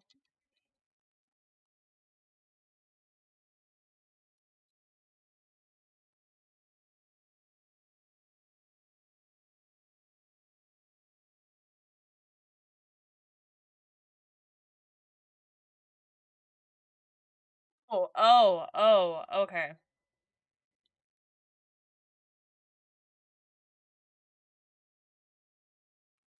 Got it. Got it. I understand what that means now. Okay, cool. Cool. Cool. Nice. Cool. They were like, "You're a strange one." And I mean, he is. Yeah. In one evaluation, the psychiatrist wrote, Don't need to. "The boy does not appear to be grossly mentally ill." He comes shyly into the interview situation and sits down in a dejected fashion to talk with great embarrassment about his difficulty. He tends to be evasive on a basis of his acute embarrassment and is somewhat rambling and verbose in trying to tell his story. There is no evidence of suicide, homicide, or destructive urges. Wrong. Who's making this evaluation? He sometimes has trouble controlling his temper, but that has never got him into trouble except on this last occasion when he maintains that he cannot remember too clearly exactly what he did. That's a lie. Yeah. But was told that the girl received a broken nose. My God. His insight and judgment are questionable. He feels there must be something the matter with him, and he hopes that he will be able to find it out and have it cured here. Strange. Yeah, I wonder if that was him pretending like he wanted help, or if he actually did want or if he help. really wanted help. Who knows? Yeah. Now, ultimately, doctors arrived at a diagnosis of adjustment reaction of adolescence with sexual deviation fetishism. Yikes. So, despite having been convicted, Jerry was allowed to return to school during the day. Oh, no. But then he would have to go back to the hospital at night. Okay. Yeah. Okay. So, somehow this was kept secret from his peers at the time. Wow. I don't know They didn't know how. about him being in the hospital. They didn't know about his arrest. So he wasn't dealing with any attention based on that. But after about 9 months at the state hospital, the medical staff determined that he was no longer a threat. And he was discharged back into his parents' care. 9 months is a 9 months. short time to determine that. No, he was going to kill that woman. Absolutely, he was. And a year later, Jerry graduated from high school and enrolled at Oregon State University for a few semesters before dropping out in March 1959 when he joined the U.S. Army and was that's even better. Basic training. It's never good when these kinds of guys enter the Army because then No. they see some crazy shit and they get even more bold. Exactly. They get worse. For Jerry, the Army was his first chance to be completely away from his parents, particularly his mother. Which you would hope would be a good thing, but clearly it wasn't. And he wanted to establish his own life. He wanted to go get away from what he had been doing, but his old habits and interests were plaguing him. They could not be put away. During the day, he trained at the Signal Corps, giving him the opportunity to pursue his interest in electronics and communications. Oh, that's But at even night, worse. His fantasies overtook, and he just couldn't get away from them. Not long after transferring to Georgia, he became convinced that, quote, a Korean girl was sneaking into the barracks each night and crawling into his bed and trying to seduce him. All right. I like how both of her eyes just smacked. He's hallucinating now? Yes. He said, I didn't want her, and I came up fighting and beat her badly. What? He later said. What? And he said the scene would replay itself every night. And to him, Bro. it was very real. Is it a nightmare or is it a straight up hallucination? It must be a hallucination because no one else in the barracks ever saw a woman sneaking in, heard any noise, wasn't happening. Soon, he came to dismiss this thing as a kind of hallucination or dream. But he was disturbed, he said, that the woman in his dream had aroused such hatred in him. Okay. Oh. He said he could feel how much he hated her. Oh. And he said he not only wanted the woman to stop trying to seduce him, but he also wanted to beat her. And at times he said, I wanted to kill her. What the Yeah, his revelations later are like, what the fuck? Yeah. I feel like we've never heard anything similar to that. Well, and interestingly here is he became concerned about his own mental health here. Like he became self-aware. Really? And he knew that this was a problem, that he felt anger and hatred towards this hallucinated woman, and that he wanted to beat her, he wanted to kill her. So he consulted the army chaplain about it. Wow. And this army chaplain referred him to the staff psychiatrist, Captain Theodore Barry.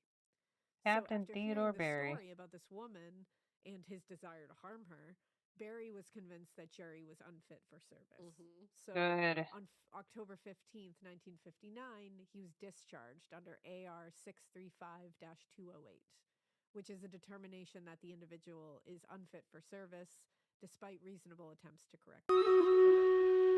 Now, he was 20 years old at the time, and now he's unemployed, so he has no choice but to move back in with his parents. Right. Which I think is the worst thing that could happen. Yeah, it's too bad they didn't send him to some kind of counseling, of some sort. Right. Of some sort.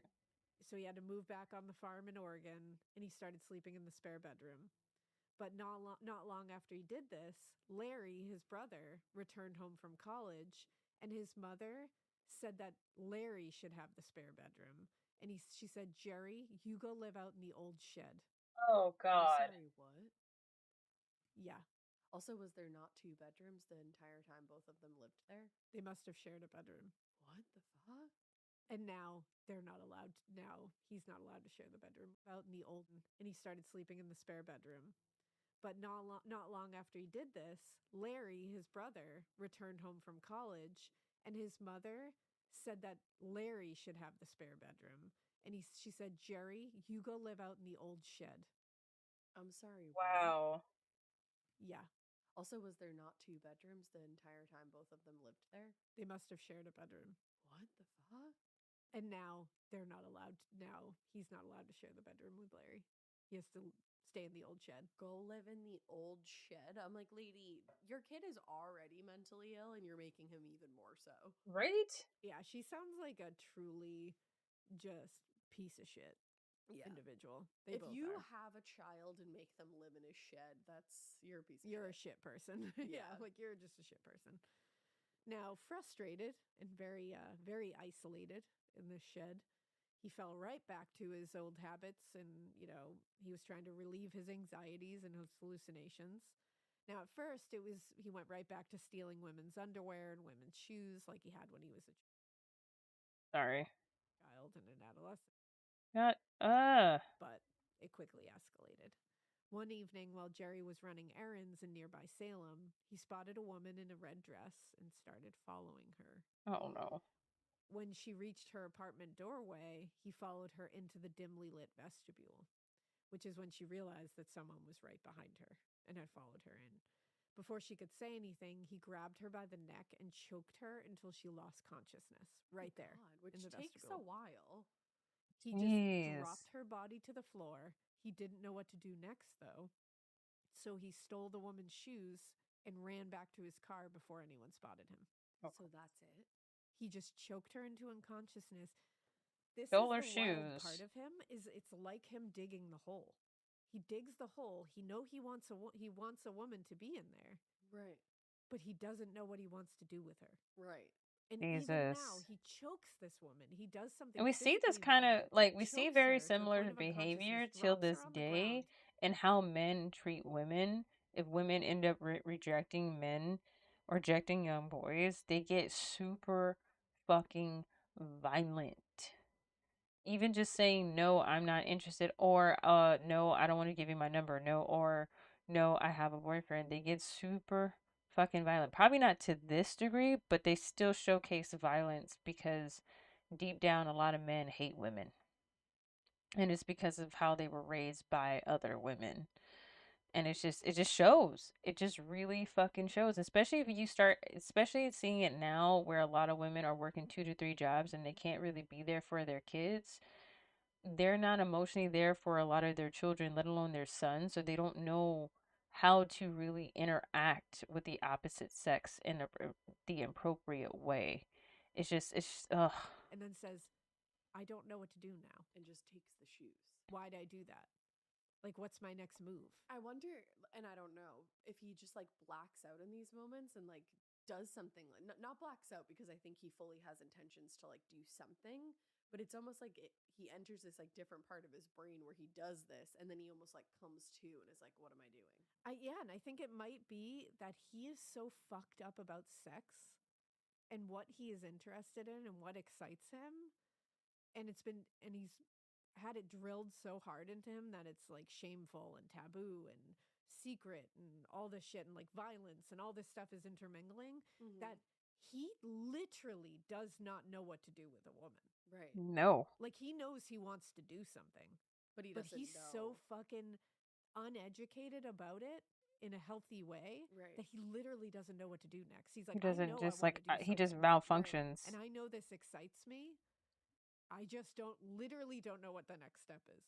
Right. Like, he doesn't know what sex even is. Yeah, like he doesn't even know what he's supposed to be doing. Jesus In Christ. his like deranged mind, you know? Like, That's very scary. It's very strange, and it's like very different from a lot of these assholes we've covered. Right. Now, in the weeks that followed that, a pattern started emerging where Jerry would become stressed and go out for a walk, and he would stalk a woman he noticed on the street, follow her for a time, and then would attack her, choke her, steal her shoes or other clothing items, and then he would just leave her and return to this shed on his parents' farm where he would fantasize and sleep with the shoes and just like touch the clothing. What the fuck? And feel like he was like in control again. Wow. Or like feel some sort of power. Yeah. Wow. Yeah. That's very bizarre. At a time in his life when he found himself again under his mom's like domineering ways and like abusive ways, I think the stalking and thefts, he said later, gave him this like weird sense of empowerment and control that he was looking for. Yeah. And he was so fucked up that that's the route that he took, you know? Yeah. I'm just like, just picturing this in your head. You're just like I'm just picturing him like falling asleep next to a pair of shoes and like, yeah. Yeah. It's like, that's not weird, but it is so fucking weird, like the way that he goes about it. Because you know they're stolen it off of an unconscious woman that he's just attacked. Right. And it's like, what is this about? And Like, I mean, we find out what it's about. Right. And it's just so strange to get that violent and then to just like, to escalate that far and then to just de-escalate. So yes. Like, it's like a sudden This is like, it's where he's like, oh, okay, I got what I wanted. Like, bye. Yeah, gotta go. Yeah. Bye. And then he just It's very lives childish. And It's not very harm them childish any further. thinking. Like, obviously he harms them and what he does is so fucked, but then just But to take it there and then abruptly end it. Dip. Yeah. Like, it's just strange. Yeah. And he didn't have any friends at this time. He didn't really have any home life. Like, he's got nothing going on except his own anxieties and fantasies. And shed life. Yeah. And shed life. Apparently his Get it? professional life, though, is Shed one of life. the bright spots, like the only bright spot in his life. His training with the Signal Corps had prepared him for a career in radio communications. And after he had returned home, he found a job as an engineer with a small radio station in Corvallis. Wow. That's a good job. Yeah. And it was there that he met Ralphine Schwindler, who was a 17-year-old girl who was friendly. And, you know, she was friends with a boy who hung around the radio station most afternoons. So, like Jerry, Ralphine was shy and timid, had basically no experience with dating. And when she first met Jerry, she was not into him. She was very unimpressed, which I don't blame her. Yeah. He was 66 years older than her. I was going to say, he's well above 17 at this point. So Yeah. This is already inappropriate. And she later said, I probably wouldn't have accepted a date with him at all, except that he asked me to go swimming, and I love to swim. Oh. She's I was like, damn. She's very simple. Anytime to jump in that water, you know? What a queen. But by the time he was in his early 20s, Jerry's hatred and disgust of women was well cemented. Yeah. But he felt differently about Ralphine. I was going to say, it doesn't sound like he has hatred or disgust for her. Yeah, most women intimidated him, which is why he hated and was disgusted by them. But Ralphine seemed to be kind of easygoing. She laughed at his jokes. She's young. Yeah, like seemed She to eventually care for him in a way that he had not experienced with any other woman, Like besides Right. that one neighbor when he was. So I think maybe it harkened back to that. Right. And while most people view Jerry as just a fucking failure and a loser, she kind of didn't. She didn't make him seem that way, at least. And Ralphine accepted was, him. honestly, she kind of showed that she was a little like She accepted him impressed by in him at times. unconditional Like, while love. She was showed not him impressed at unconditional first, love. She like later became impressed with him, like his knowledge of his job and all that. And it made him feel a little good about himself, I guess, for the first time. But her parents they were not impressed by him. Yeah, because did what the not like fuck is him. a 24-year-old doing with a 17-year-old? Exactly. Her mother, whom Jerry described as stubborn and independent, and said it like an insult. I was gonna say, oh, how horrible. Oh, how She horrible. strongly disapproved of her teenage daughter dating a man in his 20s. And her father fucking loathed Jerry. I would. Of course. And Jerry later said he felt because he was older that he could decide what we would do, where we would go, all that.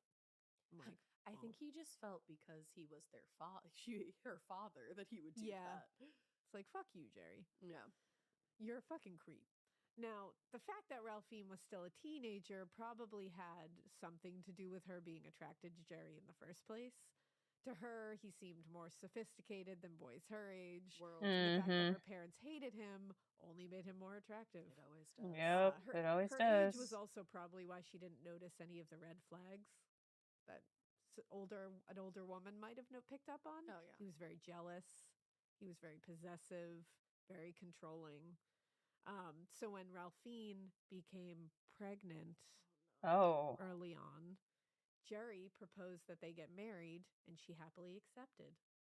Oh, Ralphine. Oh, girl. And the way he later talked about it, he said, I wanted someone to sleep with, and she wanted out of her home. Oh, how Damn. beautiful. And somehow Ralphine Damn. later remembered things on pretty much the same romantic playing field. She said, while my home life was a good one, there was this feeling that getting married would be much better than listening to my parents. Damn, girl. I'm like, so true love, guys. I see. Oh, it's just so sad. Like, it's so sad. At 17, you think you're starting your own life and you know, going after your dreams with this man. You get mixed up with this asshole. Oh no. They married in 1962, and a few months later, Ralphine gave birth to their daughter, Megan. Oh no. Now, at first, Jerry and Ralphine's life together was actually pretty happy. It seemed like it was going well. He would lavish his wife and daughter with small gifts and attention. And as far as Ralphine knew, they were doing okay. Financially, everything was fine. Right. And even though Ralphine's attention was more or less dominated by the baby at the time, they even had a healthy sex life. Like, it was a very normal, healthy sex life at first. Okay. But then things changed a little bit. And things started making Ralphine uncomfortable. Like, whenever they were at home, Jerry insisted that they both be nude. Oh, just like at home. At all times. At home. Okay, that's strange. And also you have a child. Like, well, that only stopped when Megan grew from an infant to a toddler, and Ralphine said it's not appropriate for us to be nude in front of our child. No. So it did stop. Okay. But he was not happy about it. That's just bizarre. Yeah. Because he also is like requiring it. Right. Like, it's not like they both made this decision together that they're just like, that's what we do. Well, We just exactly. walk Like, around that's naked. very different from like people who like, what is A it? nudist. Is it a nudist? I think so. Yeah, like Yeah, whatever. nudist. Like, that's and not even nudist. Like, it's just like some people, when they're at home, they like to be naked, I guess. I mean, yeah, go off, queens and kings. Like, live your best life. But it doesn't. Like, we're not a naked household, but like, I know people have naked households. I'm not a naked household either. But yeah, you know, that's just your thing. But also, it doesn't sound like this was like she wasn't necessarily consenting to this. No, this felt very much like it was him requiring it. Yeah. And she was probably happy to be like, okay, she's a toddler now. We need to stop. I'm glad that she was able to get through to him like that. Me too. Right? Shit.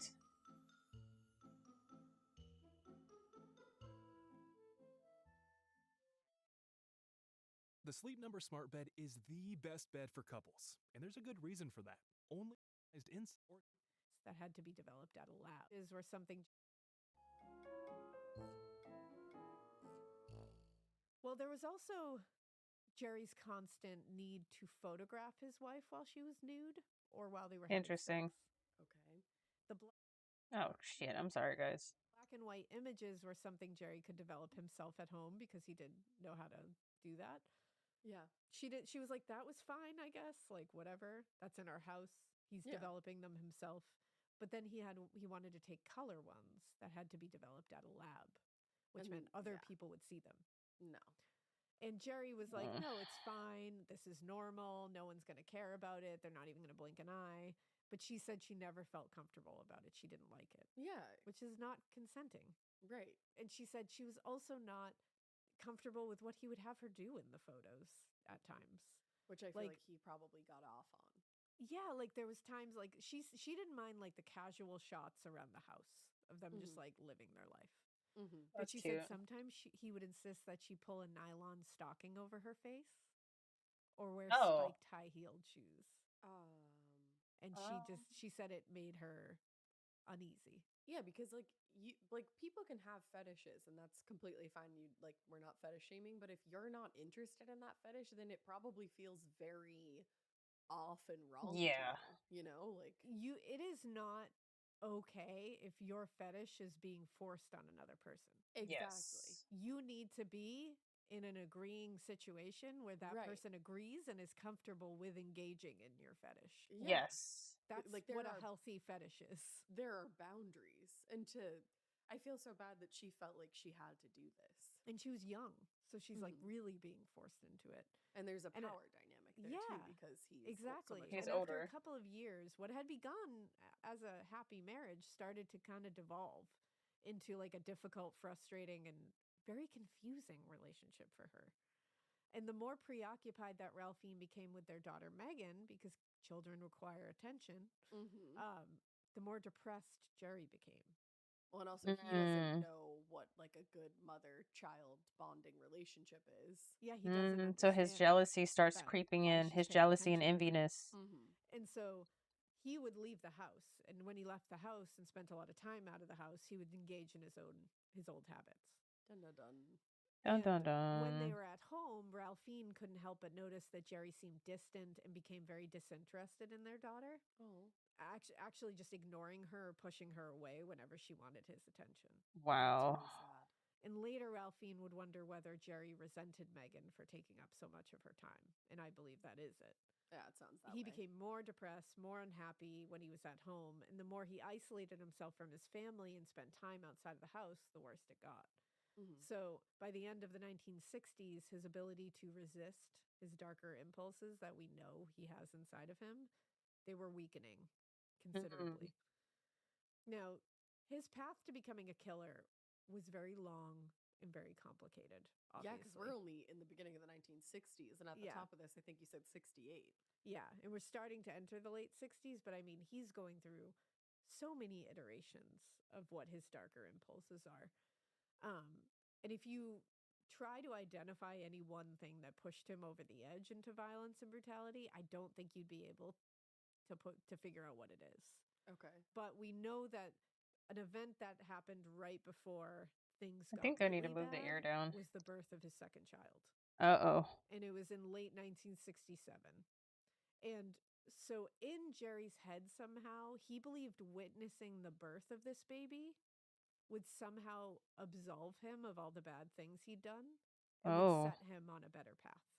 Okay. Interesting. He said he just believed if he witnessed the birth of his child, he would become a better person. Which, like, that in of itself is not, you're like, okay. I kind of get it. Sure. It's a symbolism, spiritual. Miracle, whatever you want to call it. Yeah. Yeah. So he made Ralphine promise that when the time came, she would have one of the nurses come get him from the waiting room and bring him into the delivery room so he could. Oh, dear Lord, this is going to be bad.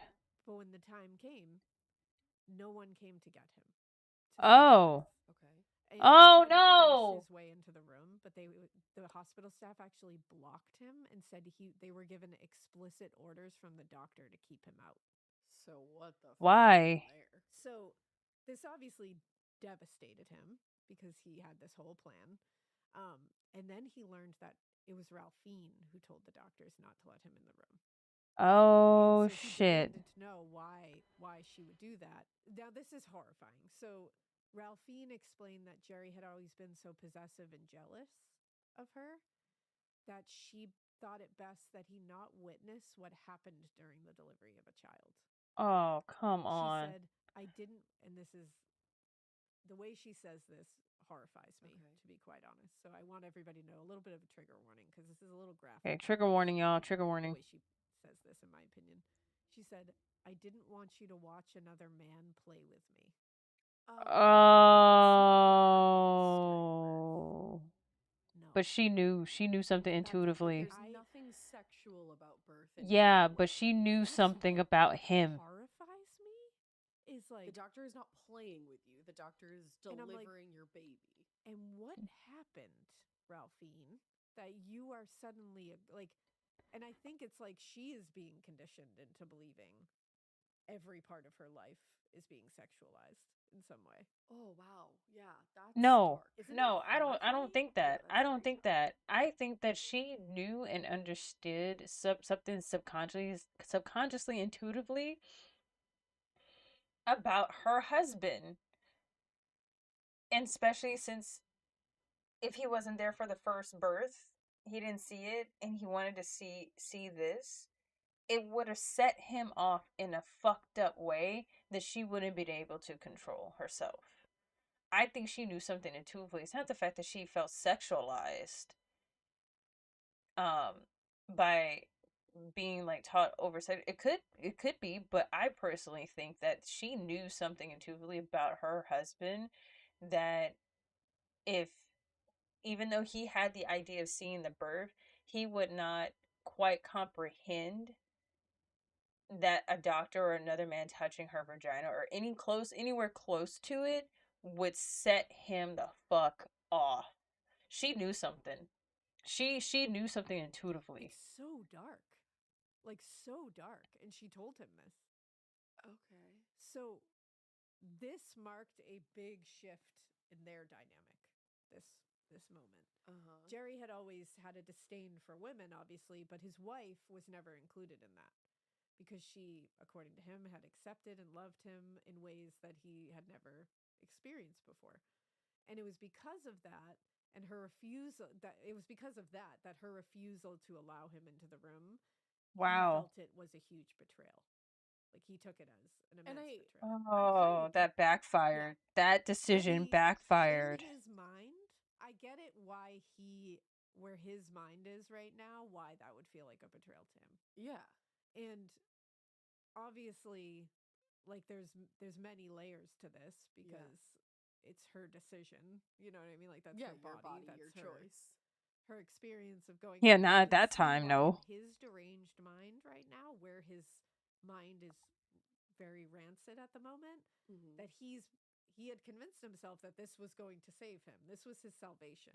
Yeah. And now she took it away. And now she took it away. Took that from him. Right.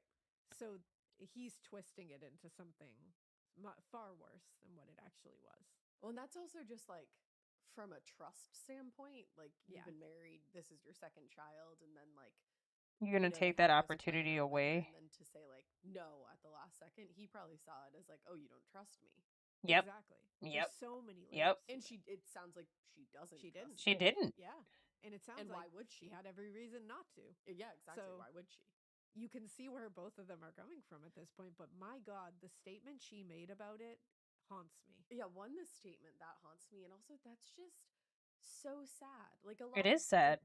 Like, I would say like 99% of the time when you have a child with like a partner and you have a happy marriage, like that's a beautiful, amazing thing. Yeah. And to have it turned into that weird, dark betrayal, like fear, moment of fear. Yes, and it's being sexualized, which is very upsetting. The whole thing is really just fucked. Yeah. That poor baby. It shows you though, like his upbringing and how fucked up he was about sex. Yeah. He imprinted that onto her through their marriage because she was Yeah. And I could see that too. It obviously is manifesting in ways like this. And what's worse is that night, after his child was born, after Ralphine had fallen asleep, he left the house and went into downtown Portland and drove the streets until he finally found a woman that caught his eye. So the night that his child was born, he went out. Jesus. And he watched and followed the woman for hours as she went from one location to the next. Hours. He followed one woman. What the fuck?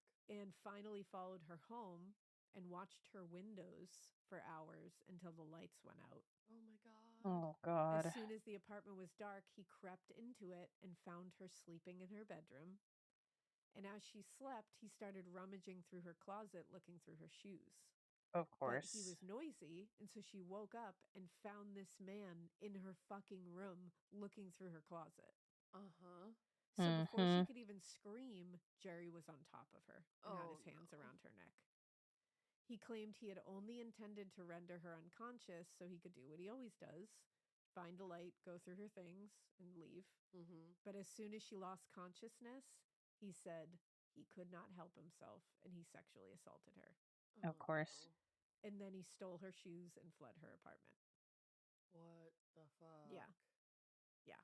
His pathology is so fucking weird. It's the stealing. It's not really that weird. Weirder because after all that, that's what he did the night of his child's birth, his second child's birth. After the whole He thing crashed out.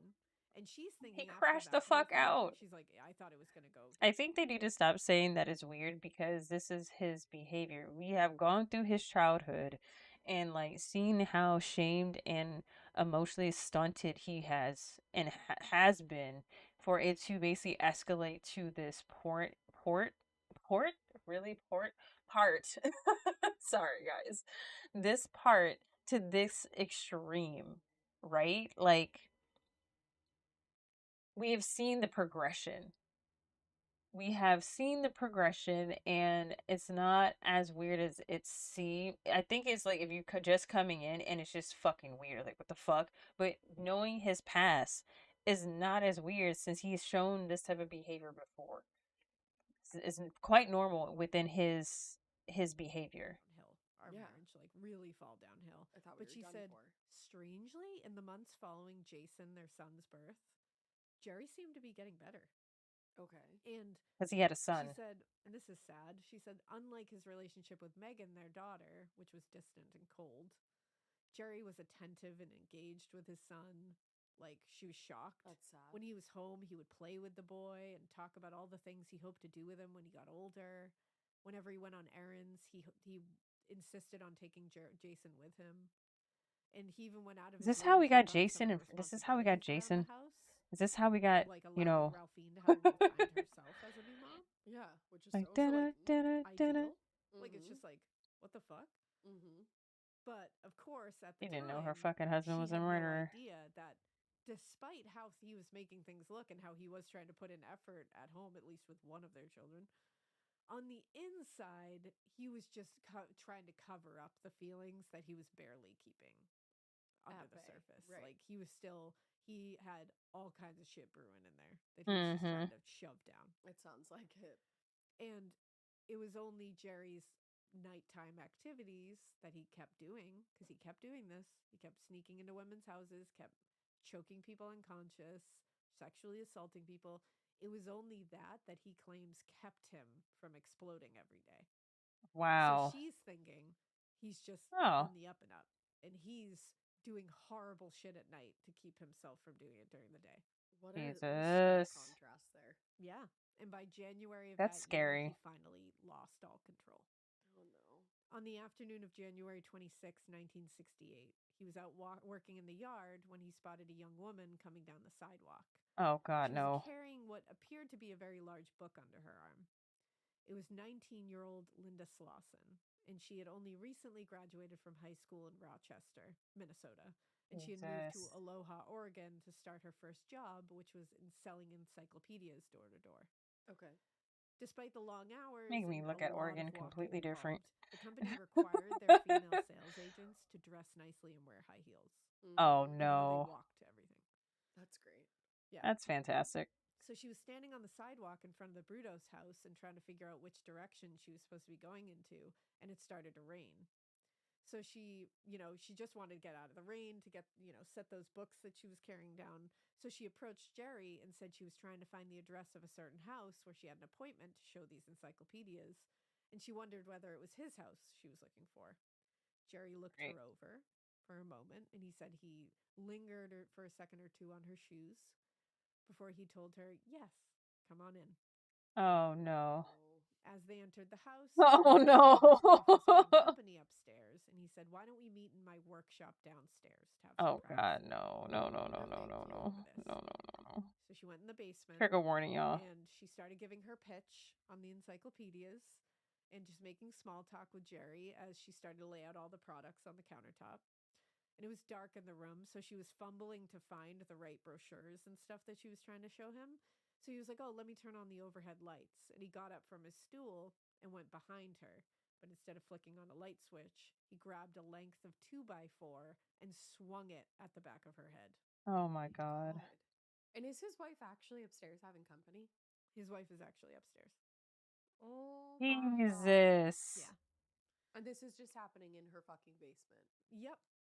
Okay. And yep. Okay. He knocked her from the stool and sent her to the floor unconscious.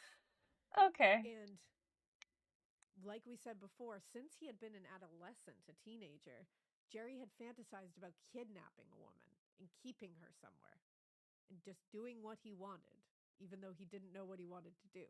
But now he knows what he wants to do. Taken a step to make that a reality. So he knelt down beside Linda on the floor and detected slight movement in her chest. So he wrapped his hands around her neck and began choking her until he was certain that she was dead. He choked her to death. Oh my God. In the days that followed this, he dressed and undressed Linda's body, putting her in the undergarments he'd been stealing throughout the previous months. Jesus Christ. And at night, after Ralphine and the kids had gone to sleep, Jerry would sneak down to the basement to rape her dead body and photograph her in various states of undress. That's completely sickening. I did not know. That's disgusting. That he was into that. Yeah. That poor 19 years old. Yep. And she's just doing her job. And it was so fast and so horrific. And then his kids are playing upstairs. I was just gonna say, and his kids are upstairs, and and his wife is upstairs, and this dead woman who he murdered is just in the basement. Yep. Feel free to join in Stream Raiders if you guys want to. He's a brutal, sadistic fuck. So, fair warning for the rest of this. I mean, part 2 is going to get somehow even worse. All right. But after a few days, when Linda's body had begun to decompose, Jerry used a hacksaw to remove Linda's left foot. What? Which he kept in the back of the chest freezer in the basement. Whoa. What? He kept her left foot in a freezer in his home's basement. With the shoe? Well, and the rest of the remains he bundled up among some old car parts and threw them, according to him, over a rail somewhere into the Willamette River. Okay. And later, for reasons that remain unclear to this day, Jerry told investigators he, quote, didn't know where he disposed of Linda Slauson, but thought she was still alive when thrown over the railway railing. What? Okay, that's a lie. He's just making that shit up. Exactly, and spent days dressing her and undressing her and like defiling, committing necrophilia. Yeah. Oh God. So it's just he was a strange. And possibly sleeping with his wife on top of it. When Linda failed to return that evening that she was killed, her mother Mildred reported her missing to the police and told them she'd last been seen in Portland, where she was going to sell encyclopedias. And her disappearance coincided with the disappearance of another local girl, a 14-year-old girl named Terry Chambers, whose parents speculated she'd maybe run away to join a quote-unquote hippie community in Washington. So Mildred Slauson insisted her daughter was not doing that. She had not run away. She had never given any indication that she was unhappy or wanted to leave home. but the two stories wound up being associated, and Linda's disappearance was just treated as she was a runaway. Oh no. Oh my God. It's like, meanwhile, she just graduated. She just got this job. She's literally out doing this job when she disappears. And also, when the parents are saying she did not run away, Believe they do know their child. Yeah. Like, you should at least take that into consideration. But they don't. Now, the photographs and souvenirs Jerry kept from Linda Slauson's murder appear to have been sufficient enough to keep his urges at bay for a little while. But by late November, the holiday period began, and the Brudos household was full of Jerry and Ralphine's families. And Jerry's stress began spiking. In the previous months, he would relieve his stress by looking at his pictures. Or, if it was particularly bad, he would go out prowling, steal some clothing from neighbors' clothing lines, like do the same old thing. But since the weather had turned cold, no one was leaving clothes on the line. And finding a new trophy meant that he would have to go inside a home. Now, on the evening of November 26th, 1968, 23-year-old Jan Whitney was on her way to see her parents in McMinnville, and her car broke down. It was on the I-5 freeway between Salem and Albany. I just have to point out, this is 10 months to the date of the last person he killed. Yeah, you're right. That's That is interesting. Jeez. That's weird. Now, a few miles before this, Jan had stopped to pick up two young male hitchhikers. This is, So don't the ever three of them got pick out up of the car when the hitchhikers. car died, Don't and be they a all lived along the hitchhiker. hood. None of them knew what to do, so they were just like, all right, we gotta figure out what to do. So Jerry Brudos was on his way home from work and driving down the I-5 when he spotted all three of these people standing by the car. This is what's shocking. He spotted two men with her. Yeah. And he pulled off to the side and got out to ask what the trouble was. And when he learned that the car had broken down, he said he'd be happy to fix it since he knew a lot about that stuff, but he didn't have the tools to do it. Instead, he said, I'll give all three of you a ride. So he did. He gave them all, he put them all in the car, and then he Like, let how the is this two shit men out not of the car divinely at the nearest orchestrated? off-ramp. Which I was like, what the? So they could catch another ride. It's like, hey, guys, maybe take this girl with you. Yeah, take her. Maybe don't leave a girl in a car with a stranger. No, especially a girl that just gave you a ride. And he and Jan drove on to his house where he said he would get his tools and take her back to fix the car. When they got to his house, Jerry went to the front door, but was soon back at the car telling her, the house is locked and I don't have my key, so we're going to have to wait for my wife to come home. Which is a way of soothing her into like, my wife is coming home. Oh, I have another woman here. Yeah, he told Jan his wife would only be a few minutes, but in reality, Ralphine had taken the kids to a friend's house and wouldn't be back for hours. Oh, God. And he knew that. So while they waited, Jerry got into the back seat behind the passenger seat and started making small talk. And he said, I said it was a funny thing to ask someone to close his eyes and try to explain how to tie a shoe. Like, that was part of their small talk. Like, oh, have you ever tried to have somebody close their eyes and explain how to tie a shoe? It's funny. Okay. Damn, he's diabolical. And he said, you know, without using your hands to show how when you can't see. And Jan was like, oh, okay. So she closed her eyes and started describing how to tie a shoe. And while she did that, he reached down and grabbed the belt that was on the floor in the back seat. And by the time Jan realized what was happening, it was too late. He had looped the belt around her neck and pulled it tight, choking her. When the belt was securely tightened around her neck, Jerry got out of the car. And this is like I don't know why this like really chills me. He got out of the car and closed the end length of the belt in the door, tightening it even more. And leaving it so that she would not be able to untighten. Like it was a constant laced pressure. Yeah. And then he went inside to double check that Ralphine was really gone. And when he came back to the car, Jan was already dead. She had strangled to death alone in his car. And just outside of his house. It's so wild that he takes people back to his house where he lives with his wife and kids and murders them. Yeah. Like intentionally does that. Yes. It's so like it gets him off. off. That she was indeed dead, and then he raped Jan's body. Of course. And then he took her out of the car. So in the car, in front of his house, he did that. Then took her out of the car and brought her down into the basement of the house and started photographing her in the various undergarments and shoes he'd stolen from the neighborhood. Jerry This shit is repeated wild. these acts in the following days, like dressing her, undressing her, taking photos. And then it would become clear that he would need to get rid of Jan's body. And he decided he wanted something more than photographs to remember the experience. This one's particularly heinous. I want everyone to know that. This might be something that you've heard about this case, but maybe you didn't know it was this case. Okay. He later said, I thought I could make paperweights out of her breasts.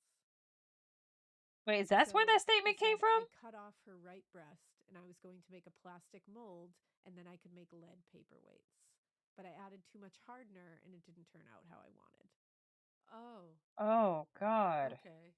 Now, he was going to be making paperweights out of a woman's breasts to use around his house. Uh-huh. And he was expecting to just be able to do that. Yup. Which is shocking to me. Makes you wonder what he was doing around that house. Exactly. Now, certain that no one would go into his basement workshop, because he always made sure that they did not, Jerry and the family took a short trip to Portland for a few days, leaving Jan's body in his basement. Like, dude, that's gonna permeate the rest of the house. Oh, Yeah. God. Well, and also, they were pretty surprised when they came back because they discovered that someone had driven a car through their garage door. Oh. Leaving a giant hole where the door had been. So the police came out, and they wanted to get into the garage, but it was locked. Oh. And he said that was close. But and he ended up being able to get them away without them looking into the basement. That always happens. How is this not divinely orchestrated? Enough to convince him to get rid of Jan's body. He still kept her? Yep, he wrapped her body in a sheet and hid her in the pump house while the police looked over the garage. Wait, while they were there? Yeah. What Yep. the fuck? Then when the coast was clear, he took her body to Willamette River and weighted her down and then tossed her body in the river. Okay. Now, when Jan failed to show up at her parents' house in McMinnville, because remember, she was on her way to her parents' house. Right. Her father, John Whitney, reported her missing immediately. And a day or two later, Jan's car was found on the side of the road with all the doors locked. And investigators were able to get into the car and found that there was nothing to indicate that why she disappeared. Right. And really, other than a camera found in the back seat and her bags, there was nothing of note in the car. And police had a film in the camera developed and discovered photos indicating she might have had a flat tire that day. But that was really all they had, and it wasn't really a lot of help with a lead. It was just like, did someone help her? Right. And was that the person? But we don't have anything to go on other than that.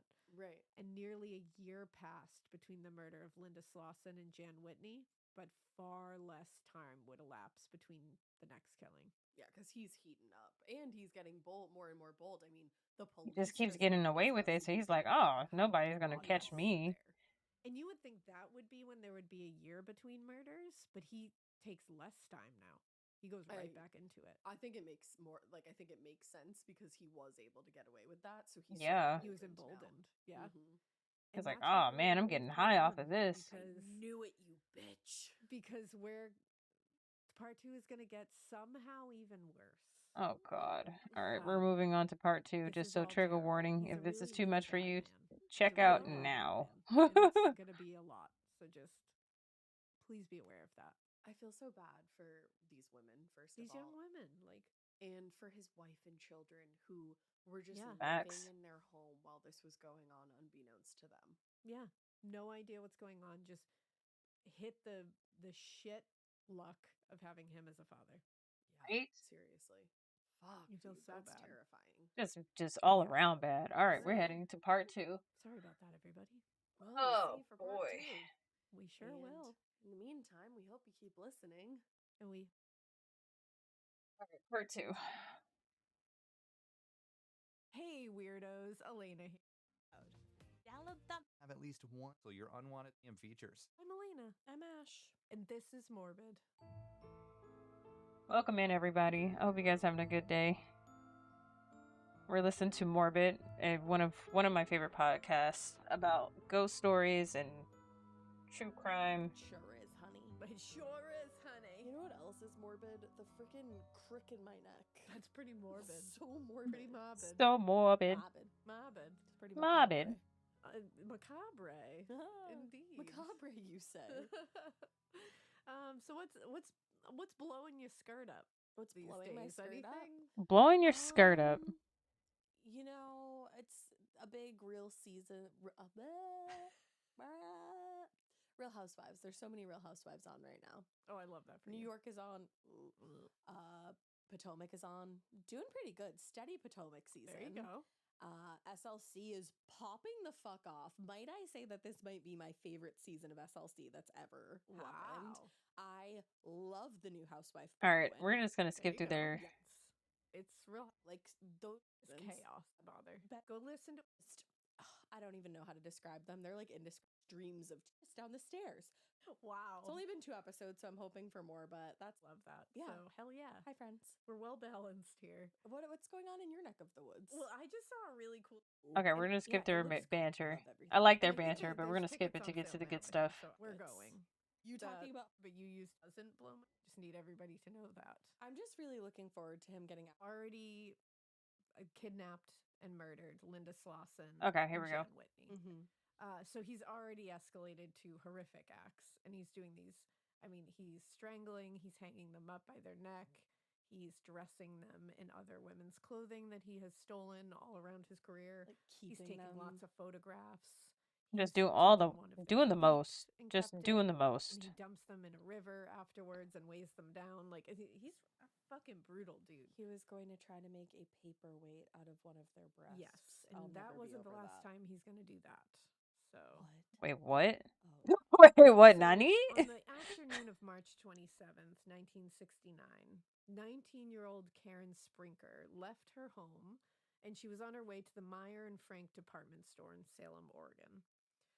That day, she had made plans to have lunch with her mom and to do some shopping for spring clothes because she was going to be going back to school and she wanted to have like additions to her wardrobe. Yeah. She actually had big plans of a medical career as a doctor, and she was brilliant. She was so smart. She had everything going for her. She graduated like they always do. Her high school class. Like, wow. She was going places. Jerry Brudos had also gone out that afternoon, just driving around, doing his disgusting troll thing. He was looking for women, particularly near the Meyer and Frank department store. That's when he spotted a specific woman. This woman was not Karen. He said later that he couldn't take his eyes off of this woman. He said, quote, "I had to have her," he told detectives later.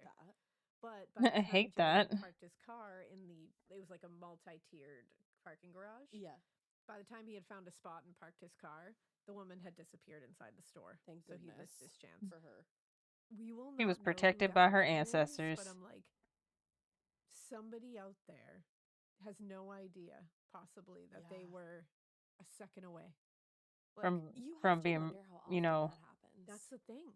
That like something just, you know, stops. Something gets in the way. Yeah, like some divine. kind of like I said, what did I say? Divine intervention. Divine intervention. Like some of this shit is like, how can this not be divinely orchestrated? Any of this, any of these like I believe in a lot of stuff, and I have different points of views and perspectives about a lot of things. That's why a lot of people get pissed at me. It's like, you don't believe in one thing, you just believe all these things. You just have so many different viewpoints. Yeah, I do, because I see things in different perspectives. So how I think about this is the fact that God, the way that people see God is not the way that I see God. I see the universe working in a very not mysterious way, but in a very structured way, and I do have a slight belief, I wouldn't say a full belief, but a slight belief that we are reincarnated to experience what it is to be alive. And a lot of us have been here multiple times over, and we have contracts with each other that allows us to experience things within whatever contracts that we have created in the spiritual world. We choose the parents that we choose to experience the life that we experience. However, we're not always, I can say, from some of the videos I've seen, some children are able to remember their past lives and actually locate where they have passed away. But a lot of us do come onto this planet and don't really remember anything, but we find people within our lives that we are contracted to to experience again, to whatever karmic lesson that we need to learn or experience that we get to learn that we have agreed to. This is one of my beliefs, a small aspect of my belief. But you can't tell me, like, the way that this is playing out within his life, within like the people that he's constantly drawn to, and how like these cases are just sought out throughout people's lives, and these stories, they're just, I don't know, it's fascinating. It's quite fascinating, and the psychology behind it's even more fascinating. um it's just wild. So as Jerry was walking back to his car, he was going back to his car to leave. Like he was going to be like, he was like, fuck, I missed my chance. I'm leaving. Right. But as he's walking back to his car, just by chance, he notices Karen Sprinker getting out of her car. Oh no. And he later said, I didn't like her shoes, but she was a pretty girl with long dark hair. Wow. Now, Jerry and Karen were walking towards one another. She was headed to the inside, to the department store, and he was headed to the parking lot. And when she got to the front door of the department store, he suddenly grabbed her by the shoulder out of nowhere. Just walking by a dude, and he just grabs you. And she's almost The in fuck? the store, too, She's like... literally, so what it is there's like a stairway that goes from the parking lot garage into right to the front door. Okay. So it's like this stairway that is just like door at the bottom of the stair that goes right into the department Dude, store. that's terrifying. You can't tell me that. He was like, it was literally like seconds away from that door. And it's like nobody saw anything? No, nobody saw anything. Are So you he kidding grabbed her me? by the shoulder, and he shoved the barrel of a pistol into her ribs. Oh my And god. he told Karen to come with him quietly, and he wouldn't shoot her. So she Damn. just out, because I can't imagine why being wouldn't in you? that Why position. wouldn't you? Well, and you honestly, I feel like you just have to comply when Yeah. somebody has a gun to anywhere on your body. My personal advice to you is never let someone take you to a second location. Yeah. Do whatever if you can. can. Help it, obviously. Do whatever, and that's what I mean. Like, do whatever you can to stop that from happening, which also Karen also did try to stop that from happening. She fought like hell. Yeah. So do that. Like, don't let somebody take you to a second location that is far worse than something happening to you right there. Yeah.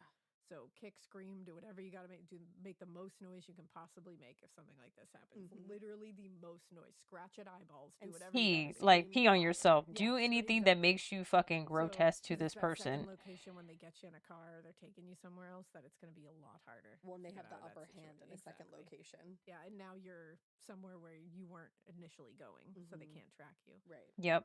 But And back then we didn't have. she Back didn't then know, that or time she had there was no way cell of phones. knowing, was that the pistol he was using was a toy. Oh. But it looked like Of course, real and you're not pistol.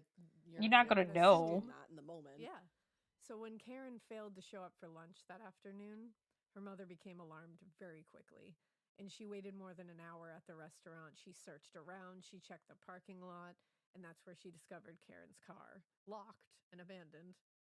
Karen's father, Lucas, reported her missing later that day, and police opened an investigation pretty immediately because they were like, she wasn't running away. She was coming to meet me for lunch. Right. Like, her car is here. Right. Something happened. Yeah. The first Don't lead fucking came in gaslight quickly me when about a my young own woman fucking matching daughter. Karen's description was actually seen at the Southern Pacific Railroad station with two men. It wasn't Karen. Right. But matched her description. One of these people bought tickets to San Francisco for all three of them.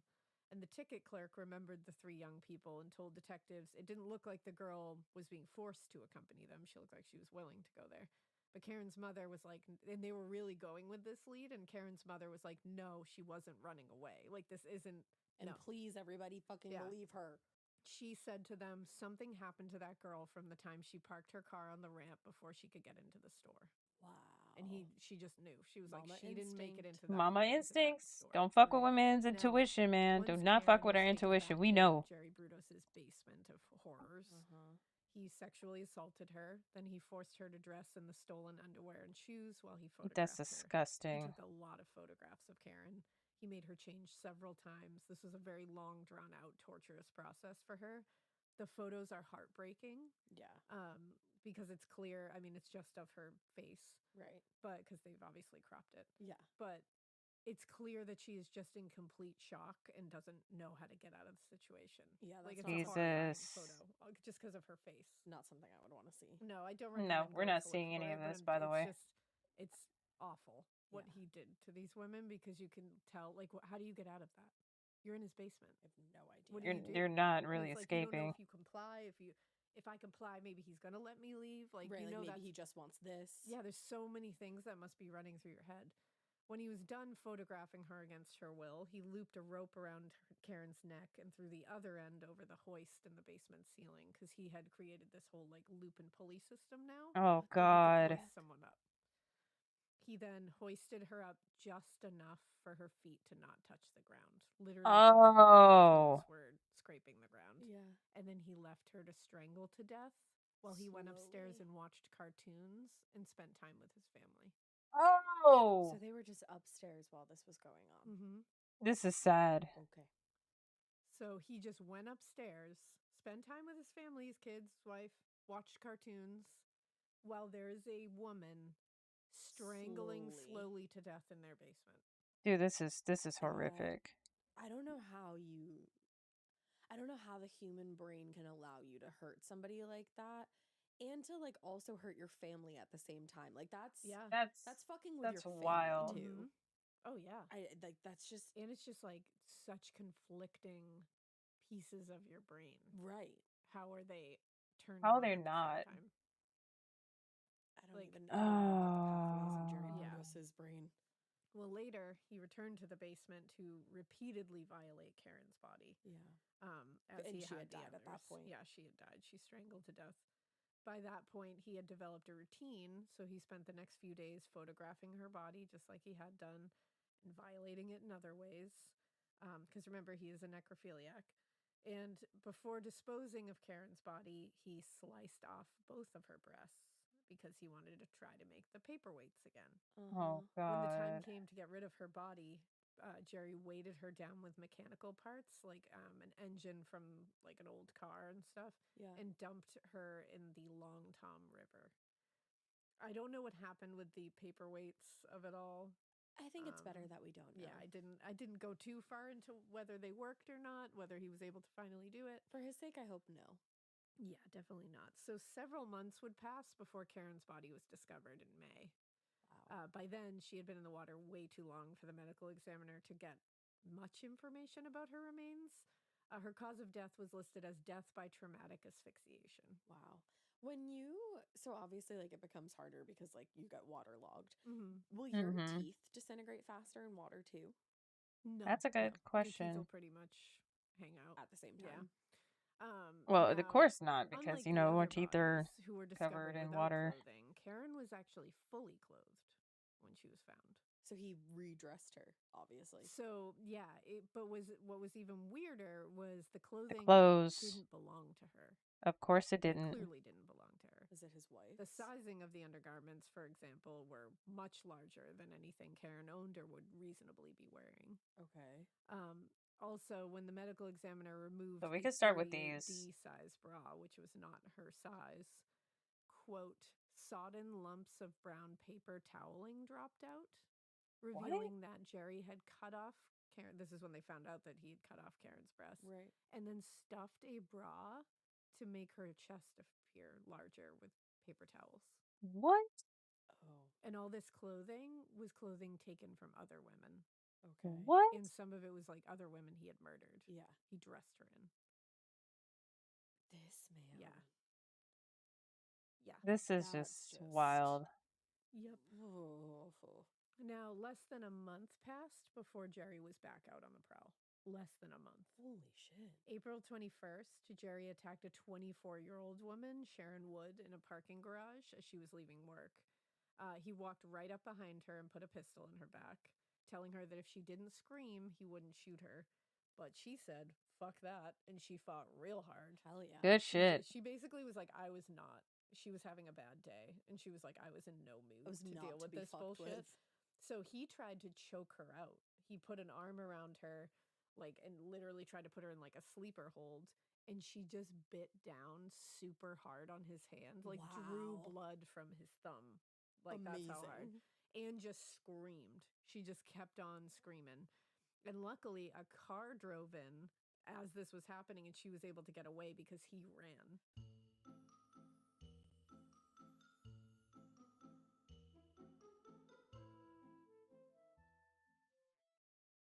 There's a lot in life that feels like it should be guaranteed, but it just isn't.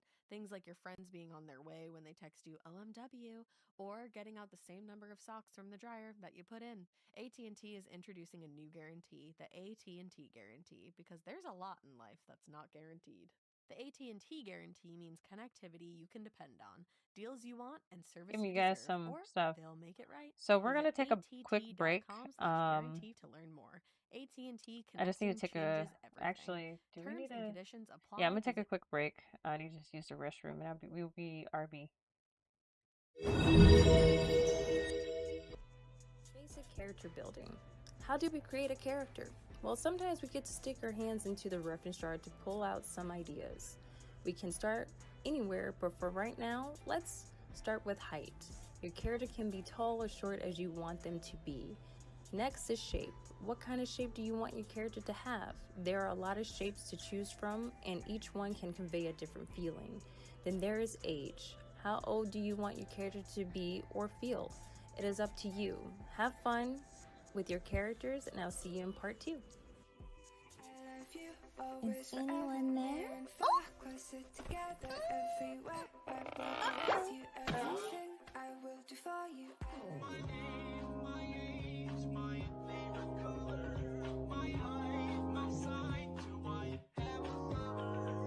Hello! Oh my! I want to die.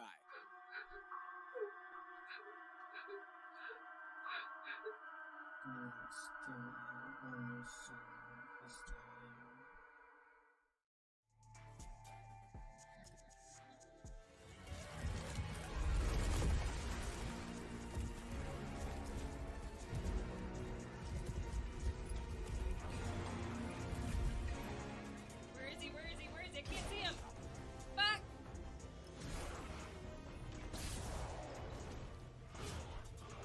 Oh shit, I'm dead. I get so close. I get so close and yet so far.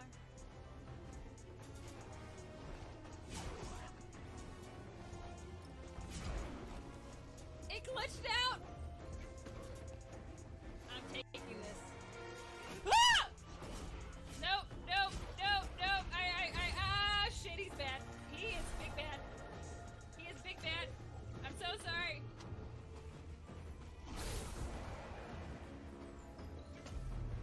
Finally! I beat him! I beat him! I fucking beat him!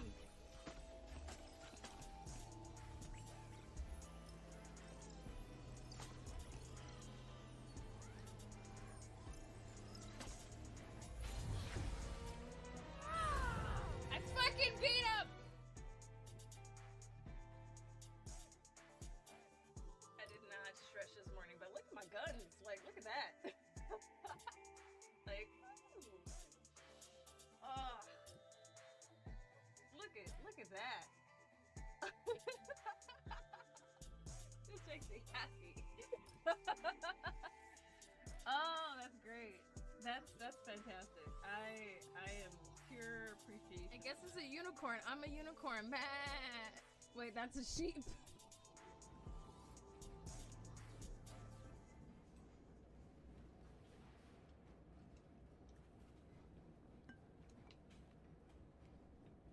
Okay, what the oh god!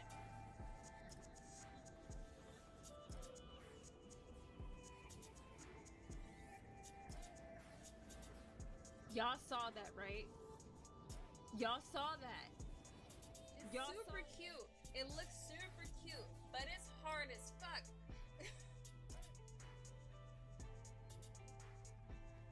I hear something swinging. Oh god! No! Why would you bear hug me? That was my alerts.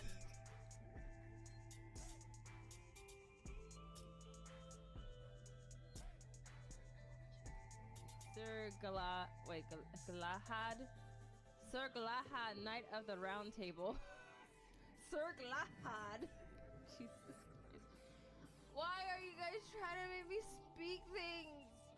Why? English is already hard. Alright, we're back. have stream readers available. So we are going to continue this storyline. ATT experience would be way to school. A 12-year-old. He ran away, and then on the Coverage match limited by state law. by yourself. Like I would never want to be. Okay, there we go. So what we're gonna do? Traumatizing that experience would be. How do you? So what we're gonna do is take this, what we have already, and plug it into Moho and see if we can start the process of turning her around before we have to head out for today. Thank you everybody for hanging out and listening in and seeing all the shenanigans that we've been getting into. Appreciate your company.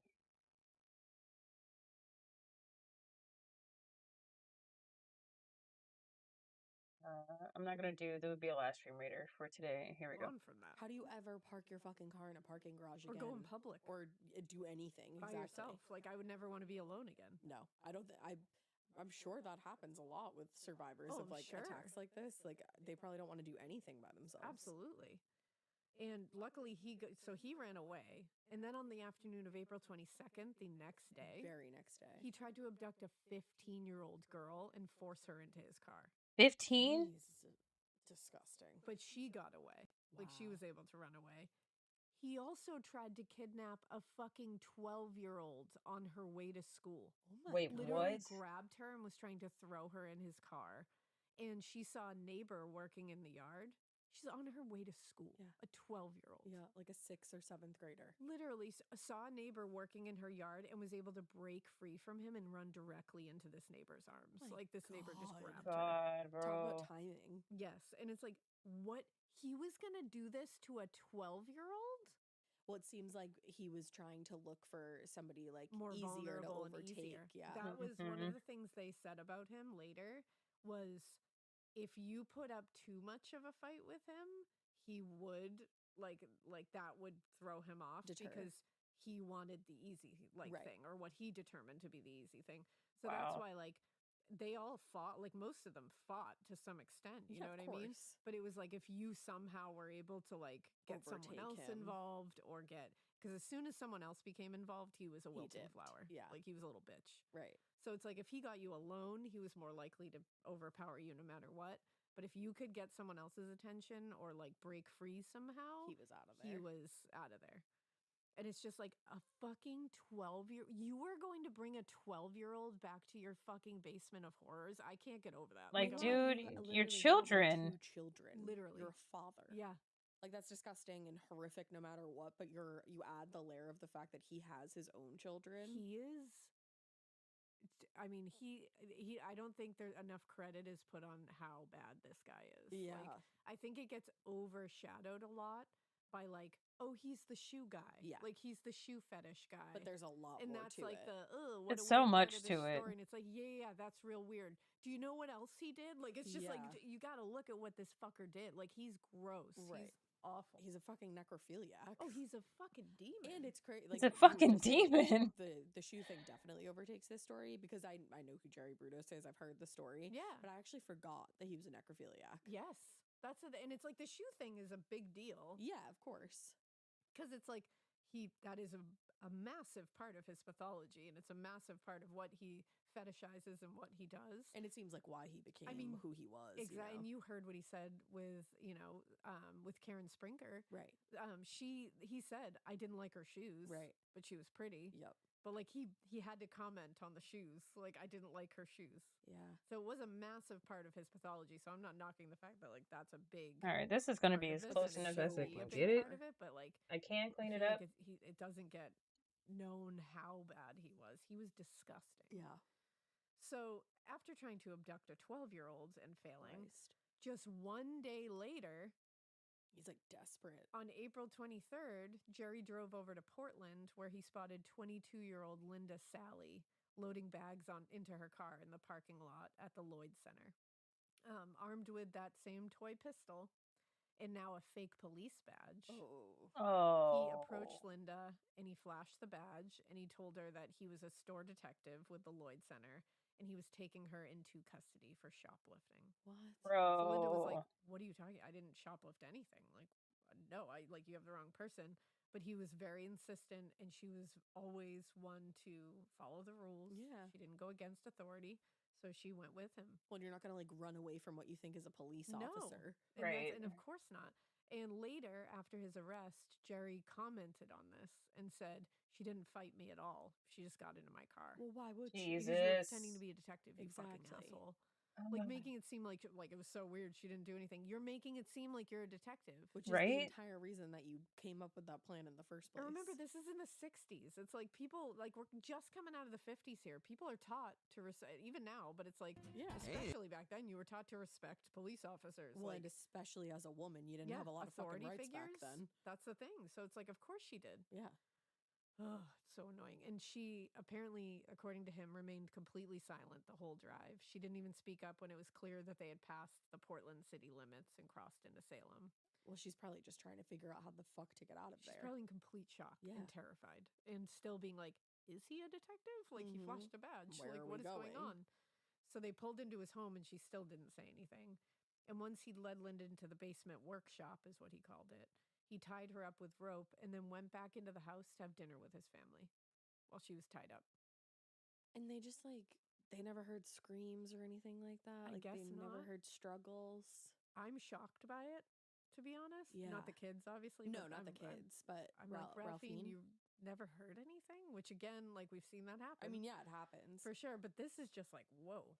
Because I feel like a lot of times, like when somebody's like, yeah, I didn't know anything, is when it wasn't happening in the house. Right, like when they're bringing back people that they've already killed. Yeah. But the fact that he like dragged this girl into the basement and tied her up and then was like, okay, dinner time. Yeah. It's just strange. That's what's confusing to me, is like he's bringing live women back to his house Right. to murder in his basement. Right.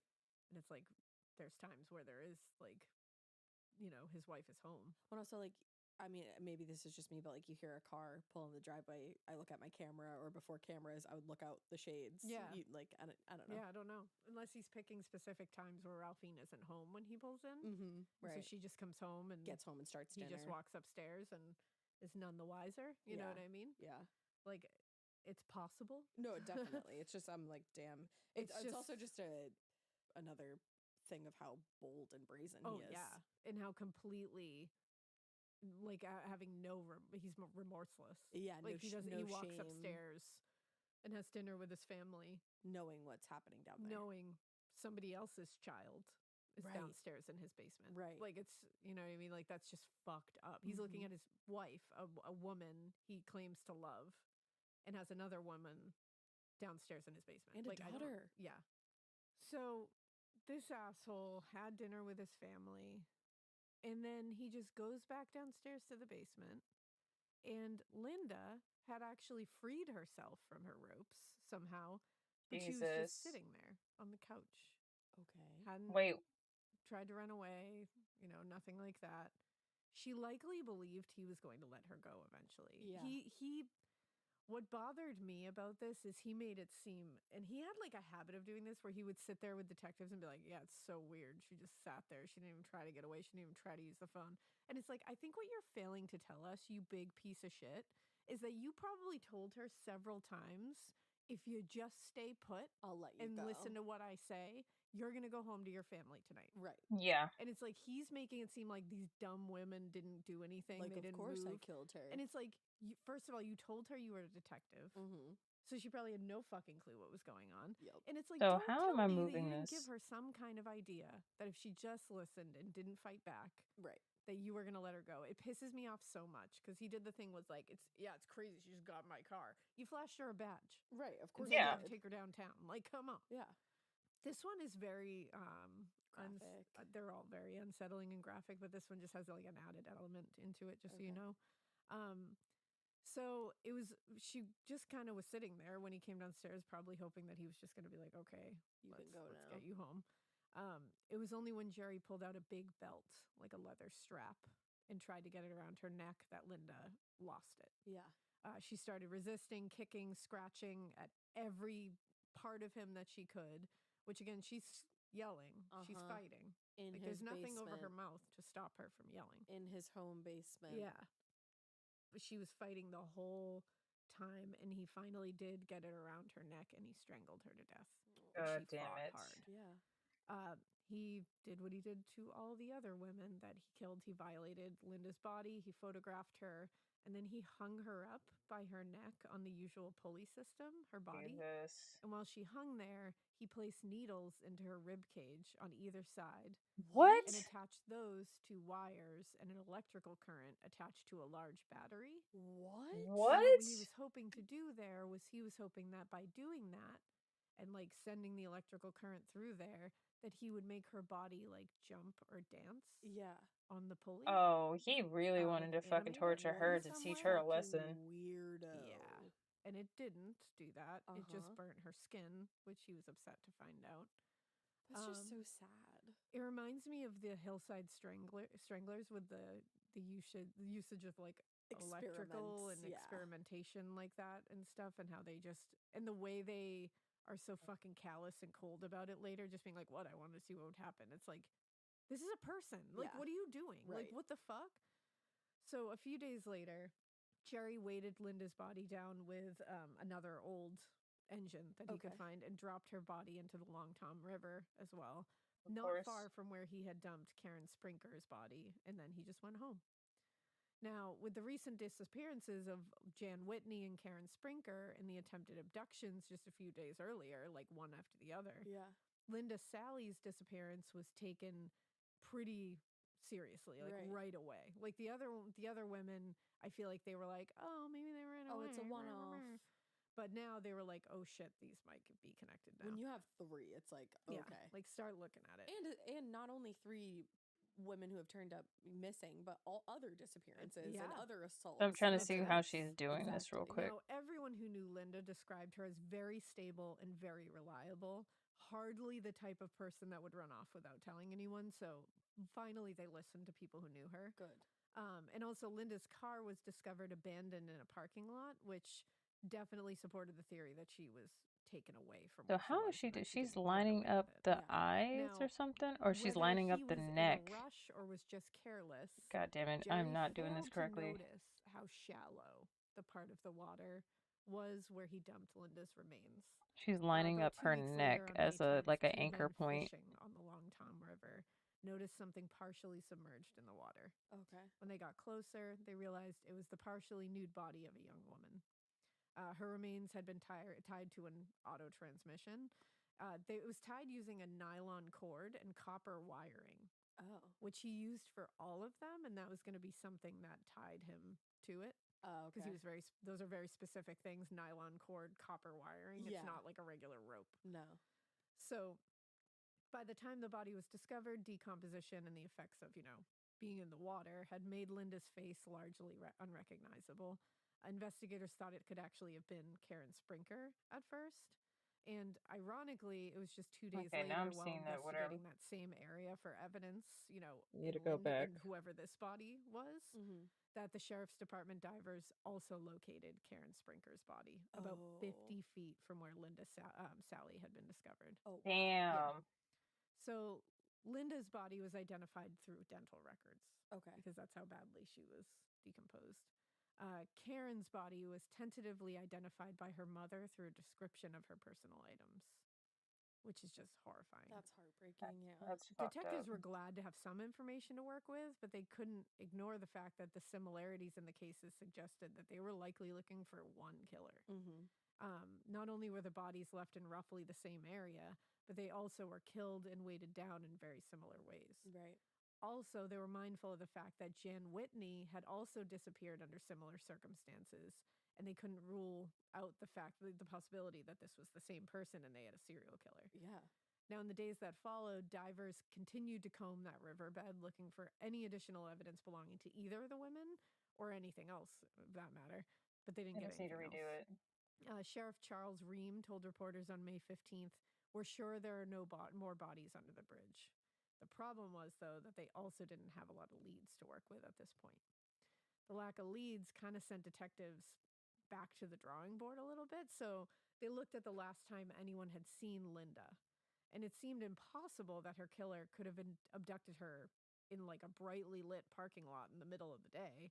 But honestly, he had done it at least one other time in the case of Karen Sprinker. So, right. And it is shocking. Like, I understand why they were like, how the fuck did he just grab her? In daylight. And, you know, they're thinking like he couldn't have grabbed her and she fought back in broad daylight. Someone would have seen her. But then they're like, but again, like it happened to Karen. Right. Right. So you just don't know. But they said that back at Lloyd's, they talked to a clerk that was at the jewelry counter who had last seen Linda. And they ended up being the last person who saw Linda alive besides Jerry Brudos. Yeah. But this clerk said that she remembered Linda because it happened to be a very slow day and she took a long time making up her mind. So she just had remembered her. Yeah, that she day. spent a lot of time with her. But that's all she could really tell her was just like, yeah, she was in here. Right. Now, for months, investigators dug into every aspect of the victims' lives, just trying to find anything that they could connect them together or that they could just figure out anybody connected to them that could do this. But they just kept coming up like dead end after dead end.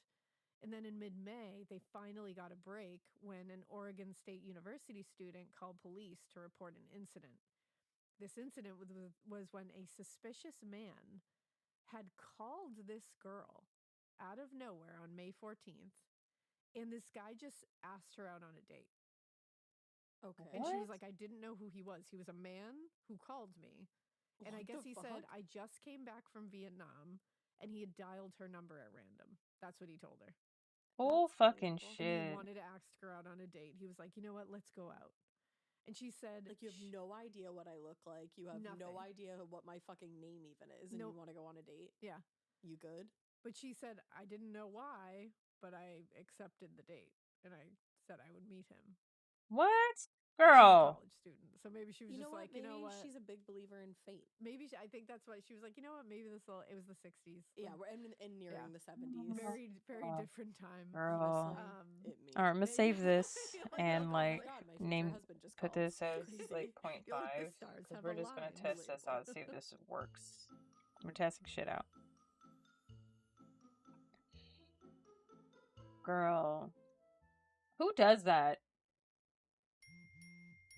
What is Dax? Are you tracking all our cars on Carvana?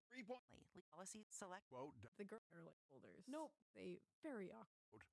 .com. Details on example rate at selectquote.com. Oh, jeez. So the two met at the Oregon State dorm lounge, and the girl said it was a very awkward experience, which I imagine it was. I hate that it's Jerry Brudos, obviously, that she met up with, but I love that she was just like, all right. Let's try it. And she went to like a public place. Yeah, she was smart about you it. You know, she didn't go meet him at like some secluded area or like his house or something. Yeah. So they made small talk briefly, and then the man How is she began doing telling this? her about his experience with new massage techniques. No gracias. And before she could even say anything, he was up and standing behind her and massaging her shoulders. Nope, get the fuck away from me. Do not touch me without my consent. Same. He told her to think of something sad while he was doing it. Why would I think of sad things while you're relieving tension from my body, you fucking idiot? Well, Okay, like, so I don't know what to think of. Like, Yeah, she was like, like, what the what? fuck? So his response was, think of the two girls killed and put in the Long Tom River. Wait, what? Yeah.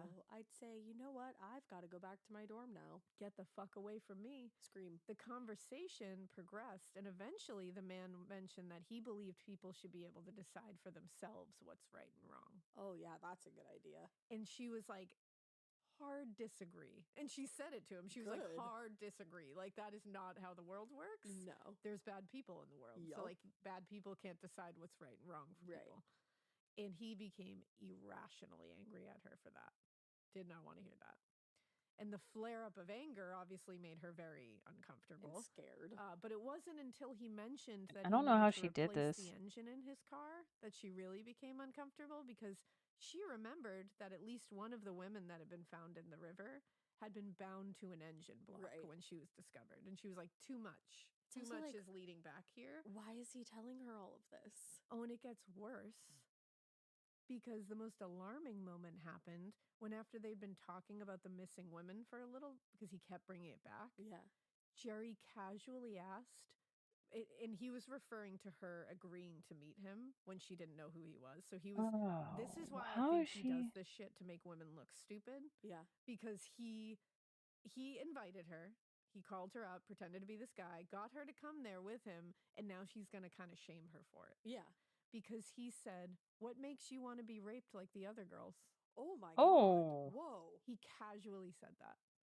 Oh my god. Referring to the fact, like, well, you just showed up and met a stranger. What makes you want? He's like, they must have done. And again, he's blaming the other girls, like they must have wanted to. Holy shit. And also, like, first when of they all, were going to a department store. well, that's the thing. Like, this girl came for a date and did not want that. That does not mean that she wanted to be raped. And those two girls, you took them against their will. Yeah. So what the fuck are you talking about, small guy? Exactly, a small guy. Fucking ass. It's so true. Like, and that's why when he's doing this whole thing, like the story out there for Linda Sally is like that he just came downstairs and it was so weird. She had untied herself and she's just sitting there. She didn't even try to call on the phone. She didn't even try to escape. Like, that's the story. Right. That's everywhere you read. And there's no like, it's almost being like, isn't that weird that she just like was fine with being in this guy's basement and like didn't try to get away?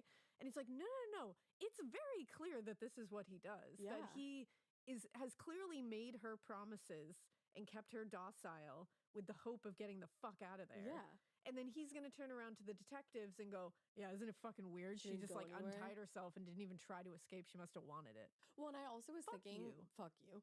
And I also was thinking too, I feel like the fact that he took pictures of women almost led them to believe that like he would let them go because then he had some kind of blackmail over them. Exactly. And they could just say like, I'm not going to tell anybody. You have those pictures of me.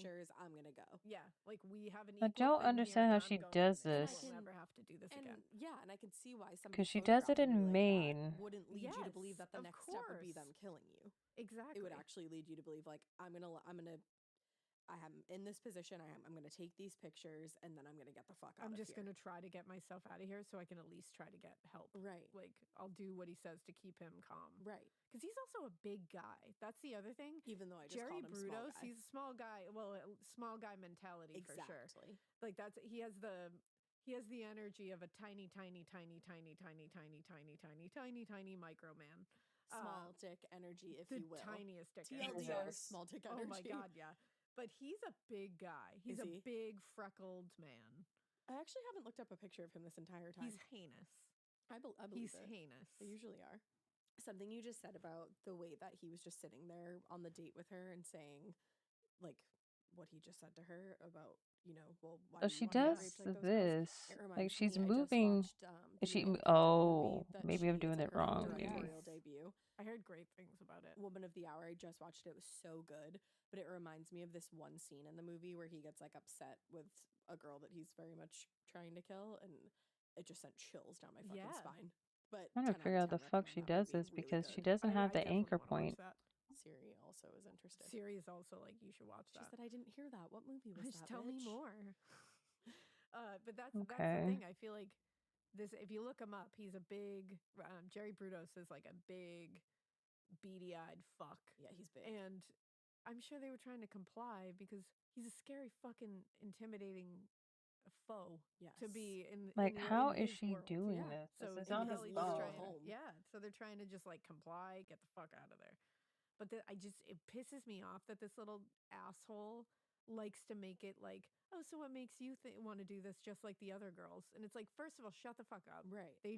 Nobody wants it. Shut the fuck up. No. And it's Oh, like, she's and you doing that. with a weird fuck who called her and did this, and she met you in a public place, okay, on a campus. Yeah, exactly. Like she's safe here. You're the one being a weirdo. It's for the shock factor because Yeah. you're 'Cause immediately she has safe. the. Imagine sitting across from somebody and hearing them say Yeah. that too. Immediately, all you would dart back. Of course. you know, like, and it's to shame them. yeah, exactly. It's to make her feel uncomfortable, to make her feel like she did ashamed that something she has wrong. agreed to do this. Mm-hmm. And he's a piece of shit. So where do we go from here? So after they'd returned to the dorm, because he walked her back to the dorm, the man asked if he could see her again, and she was like, I'll think about it. But as soon as he left, because she didn't want to piss him off, so Yeah, she no, was of like, course I'll not. think about it. As soon as he left, she called a Corvallis detective to report it, which I was like, fucking girl. that's my girl. Smart girl. And they said, okay, here's what we want you to do. We want you to make another date with him. But we will be waiting for him when he comes to pick you up. This poor girl. So they were like, you don't have to go on the date. You just have to make a date with him. And she did. So she made a date for a few days later. And so she was like, come pick me up. And when he came to pick her up, detectives were waiting to question him. This might be my next favorite apprehension next to Okay, so then she goes fucking here. the Night Stalker. Well, it's kind of, this one's layered because they didn't have anything on him yet. Oh, so they're just questioning him. Right, they're just questioning him. Still but great, I still though. love that. Still great, that though. he thought he was going on a date with this girl, but yes. But also that he was like creeped. He was probably going to kill her. Well, one, he was going to kill her, and two, I'm like, did you guys put her in the fucking witness protection program? Yeah, seriously. Because you didn't arrest him after that, Well, and he knows where she lives. The good news is this is what gets them on the radar. Him on the radar. So this leads to his arrest for sure. So he gave detectives his name, but he provided a fake address and denied knowing anything about the murders of Linda and Karen or the disappearances and attempted abductions of other young women. But still, Detective Jim Stovall recalled that how Jerry, quote, attempted to play mind games with him during their interview. So this dumb fuck thinks he's smart too. Yeah. I would be like, you're laughing. Like, I hope they were just so fucking mean to him. I would demean this man until his future generations felt it. Okay, so now we're messing with the shape. According to I don't fuck Stovall, this shit up. Bruno's, quote, used hypothetical examples of what the killer could have done that struck a little too close to the truth to be coincidence. Wow. Yeah. It's giving If I Did It. I literally was just thinking that. Now, despite their suspicions, investigators had no crime that they could charge him with, technically. He didn't do anything. Right. And Jerry, he was just kind of being weird and creepy, but you can't really charge anyone with being weird and creepy, so true. they had to let him go. And in the week that followed, they discovered that their instincts were probably right about Brutus, because a search of his name, they went like further into his background. It turned up previous charges for assault and kidnapping, as well as his incarceration at the state hospital in his late teens. Right. They also discovered a 1960 arrest where Jerry was arrested for prowling around the Oregon State campus. Oh, no. So Brutus also lived in close proximity to where the victims had been abducted from. So as they're putting all these things together, they're being like, all right, something's off here. He's got a record. Yeah. He was acting strange with us. He was trying to play mind games with us, getting a little too close to the real details of shit. And now he lives close to where they're abducted. Like, all the pieces are falling in. And his car wasn't a match for the one that had been identified in the attempted abduction of like some of the young women who had gotten away. But his mother's car was. And she was known to have been staying with him at the time. So he was going to abduct this 12-year-old, this 15-year-old, this 23-year-old in his mother's car and probably kill them in her car. He probably got like some kick out of that because obviously he hated her. That was for sure part of it. Oh, the weird psychological layers to that. Oh yeah. Wow. Oh yeah. So the information Stovall and the other detectives managed to get together was enough to get a warrant. So they really did their due diligence after this meeting. Yeah. They had to let him go, but they didn't let it lie. Mhm. They went How further can I and make got this, enough to get a warrant to arrest him. Amazing. Or to doesn't search his home. appear visible. So on May 26, 1969, Stovall and a team of investigators arrived at Jerry Brutus's front door. Wow. Which is not good for him. Uh-uh. So the warrant to search his house mentioned the sexual nature of the crimes and the specific ways in which the bodies had been disposed of, including the use of the copper wire and the nylon cord being very specific, very niche, and also the car parts that they had been bound to. Yep. In their search of the basement, investigators found copper wire and nylon cord. Imagine that. And they matched exactly to those found in the murders. They also found industrial mechanical cloth, which matched the cloth that was discovered on Linda's body. Wow. Oh my God. Now, the materials discovered in the basement tied Brutus to the missing and murdered women. But the most damning evidence was the massive stash of photographs showing nude bodies dangling from a rope. And that's a quote. And women's clothing discovered all over. Mhm. They found a massive stockpile of this stuff. According to the press, many of the photos of women were taken from the neck down, so it was difficult to identify them or even determine whether they were alive when the picture was taken. That's horrifying. But at least one photo, a small image that was confiscated from Jerry's wallet, he was carrying it around with him, was a nude Karen Sprinker. Oh, that's awful. And it was Damn. her face was in it. Also, in many of the images, they found that there was a mirror that he had laid on the ground underneath the women's bodies so that he could dress them, hang them up, and put a mirror underneath their bodies so he could look up their dresses. Of course. Oh, God. Ew. Yep. And in one of those specific photos with the mirror, there is an image of Jerry's own fucking face reflected back as he was taking the fucking photo. Right. He's so simple. And it is you can see the photograph. It is just of his face. Like it's not like the whole photograph. Yeah, no. It's just the part that's his face. Yeah. And it's haunting to look at because you are looking at the moment that this is torturing someone. It's wild to look at somebody in the moment that like they have no humanity. Yeah. You know what I mean? Like that it's just like they're most a depraved. Creature we can't even fathom. You know what I mean? It's so weird to be upsetting. able to look at someone. And in that photo, be it because of the flash or like something else, that whatever happened, it distorted his face a little, so his eyes are like blurred, like there's no eyes. Oh, that's horrifying. Oh. And his eyes are like the scariest part of him for something. He has has very beady eyes. Very evil looking eyes. Yeah. And they're like erased off his face. It's a demonic. Chill down my spine again. Just demonic. It's very, very unsettling, but it was a very specific thing about him that he would put that mirror under there and take photos because he liked having all the angles. That's disgusting. Yeah. So the discoveries in his home were enough for an arrest warrant, obviously. I would say so. And on May 29th, Jerry Brudos was arrested for the murders of Karen Sprinker and Linda Sally. Since he had become a suspect 2 weeks earlier, technically, Jerry had been under constant surveillance. They were not letting him just walk around. That's good. And he was picked up after, and this is interesting, after officers pulled Ralphine over while she was driving, his wife, and found Jerry hidden under a blanket in the back of the car. Huh. And what they believed was that he was attempting to flee the state. Yeah, she was helping him out. That's interesting. A few days later, on June 2nd, 2 additional murder charges were added for the murders of Linda Slauson and Jan Whitney. Can I not select you, a charge for please? assault while armed with a dangerous weapon related to the attempted kidnapping of the 15-year-old victim. She had identified Brudos as the man who tried to abduct her. Good for her. What a brave girl. On June 4th, the grand jury indicted Jerry for the murder of Karen, to which he entered a plea of not guilty by reason of insanity. You're gross, but not insane. Yep. The judge on the case, Val Sloper, accepted the plea, but ordered that Jerry had to undergo psychiatric examination before proceeding with the case. Because he was like, okay, you want to claim that you're insane? Get me some experts that agree with you. Right. So in a statement to the press, Jerry's lawyer, Dale Drake, told reporters that he expected the trial to begin sometime within the following 4 to 6 months because they were going to have to gather all that.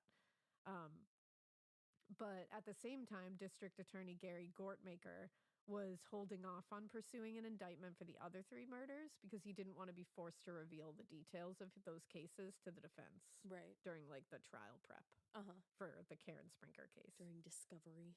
Now, by mid-June, the evidence against Jerry Brudos had been piling up, so it seemed very unlikely that he was going to get away with murder. Yeah. In addition to the photographs and women's clothing, investigators had discovered additional evidence indicating that at least 2 of the murders, those of Is the nose not attached? Sally, had occurred in Jerry's home. Right. Like at least those 2 had been murdered in his home. Right then and there, yeah. And the manner of the deaths were listed as, and this just gave me like, was very chilling to me. The manners of death were listed as hands, rope, and strap. Oh, I don't like hands is really upsetting. Jesus Christ. Apparently I can't move the nose, and I don't know why. Ready to prioritize yourself in the new year? Your skin is a great place to start. Dime Beauty, founded by a master this is going to be a pain in the is ass. more than just a skincare company. With 4 skin-conscious categories, skincare, beauty, body care, and fragrance, Dime offers glowing for murder. I just quote, a man... Under the circumstances and believing he could successfully use an insanity defense, Jerry began providing Detective Stovall with details of the crimes. Because he was thinking, well, I'm going to plead insanity. Who cares? And he was careful to omit certain pieces of incriminating evidence, like the location of Linda Slauson's body, because they had not found Linda yet. He did this under the mistaken assumption that they couldn't charge him with her murder if they couldn't find her body, which we know is incorrect. When he wasn't meeting with his lawyers or detectives, he was spending a lot of time with any of the 7 state psychiatrists assigned to the case by the state. Wow. In general, they observed what they described as, quote, a man who was agitated and tense, could not sit still for an interview, but rose frequently to stride around the interview room. And when he was cooperative, the evaluating psychiatrist found him to be affable and talkative, saying that he spoke with grandiosity and immaturity, and peppered his conversations with unnecessary details. A check. Because he's a lying sack of shit. The doctors also noted that Jerry seemed to demonstrate an appropriate range of emotional responses when discussing most subjects, except when he talked about the deaths of the victims. They all said during that time, he showed no emotion at all. That's really scary. Totally human, except when he was speaking about the deaths of them, where he didn't give a shit. Yeah. In fact, in one case, he called, I believe it was Linda Sally. He referred to her as inconsequential to him as a candy wrapper. Wow. What the fuck? Mm-hmm. And the fact that he can't even, it seems like he can't even pretend to care. No. And he, like, makes no attempt to. He's just like, no, I don't care. That's so dark. Yeah. And he told them, I act the way I do because everybody takes advantage of me. And that's how he described why he was such a violent predator. That's not true. And it was clear. You take advantage of others.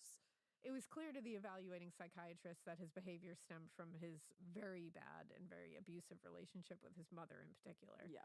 But as far as Jerry was concerned, some things are broken in this. I need to fix because this is not right. He said, she won't dress up like the other women do, and that makes me feel sorry for myself. Makes you feel sorry for yourself. Also, like, hey, there's this thing called divorce, and there's also this thing called there's many other women on this planet. Mm-hmm. So, like, if that's a kink that you have, talk about it. Figure it out before you get married to somebody, and like figure that whole part of yourself out. And just the fact that when someone says, and then it made me feel sorry for myself. Gross. Completely negated. Gross. Whatever statement you made before that, I don't give a fuck. It made me feel sorry for myself. Shut the fuck up. Well, it's also just another way to blame another woman. Of course. Like, I'm mad it's at always Ralphine. It's women's fault. I'm mad at her for trying to let me redo this. This is not going to work. I'm also sorry for her for that. For like what I'm realizing the nose is broken. Trying to blame a woman. Anybody else. Yeah. And in his evaluation report to the prosecution, Dr. Guy Parvarush summarized Jerry as follows. In psychiatric examination, he was obviously anxious, agitated, and depressed. He cried frequently, saying he was sick and that he could not have help. Throughout the detailed discussion of his crimes, he appeared very preoccupied, emotionally detached, and quite certain that these things had to be done. Nope, they didn't. In general, I did not find any evidence of a psychotic process or evidence of perceptual disturbances. His cognitive processes are very well maintained, and he was able to give details of past and recent events. He shows poor and faulty social judgment and certainly has no insight into his basic emotional problems. It is my clinical opinion that Mr. Brudos understands the nature of the charges against him and can assist in his own defense. This man has a paranoid disorder, and his behavior is a product of that disorder. Yeah. Despite this, I believe he can differentiate between what is morally and socially right and wrong. 100%. All the other examining psychiatrists had basically the same opinion. And you said there was like 7 total, 7 right? of them. They all noted that while Jerry did appear to meet the diagnostic criteria for a psychotic disorder, he was certainly capable of knowing that his behavior and perspectives were socially unacceptable and in certain cases criminally unacceptable. Right. Also, at least one of the psychiatrists, Dr. George Suckow, noted that on all 3 occasions Mr. Brudos has requested psychiatric help in his life, he has been in difficulty with the law. So as he saw it, Jerry was savvy enough to use his psychiatric history to his benefit, citing his mental illness whenever he was in trouble.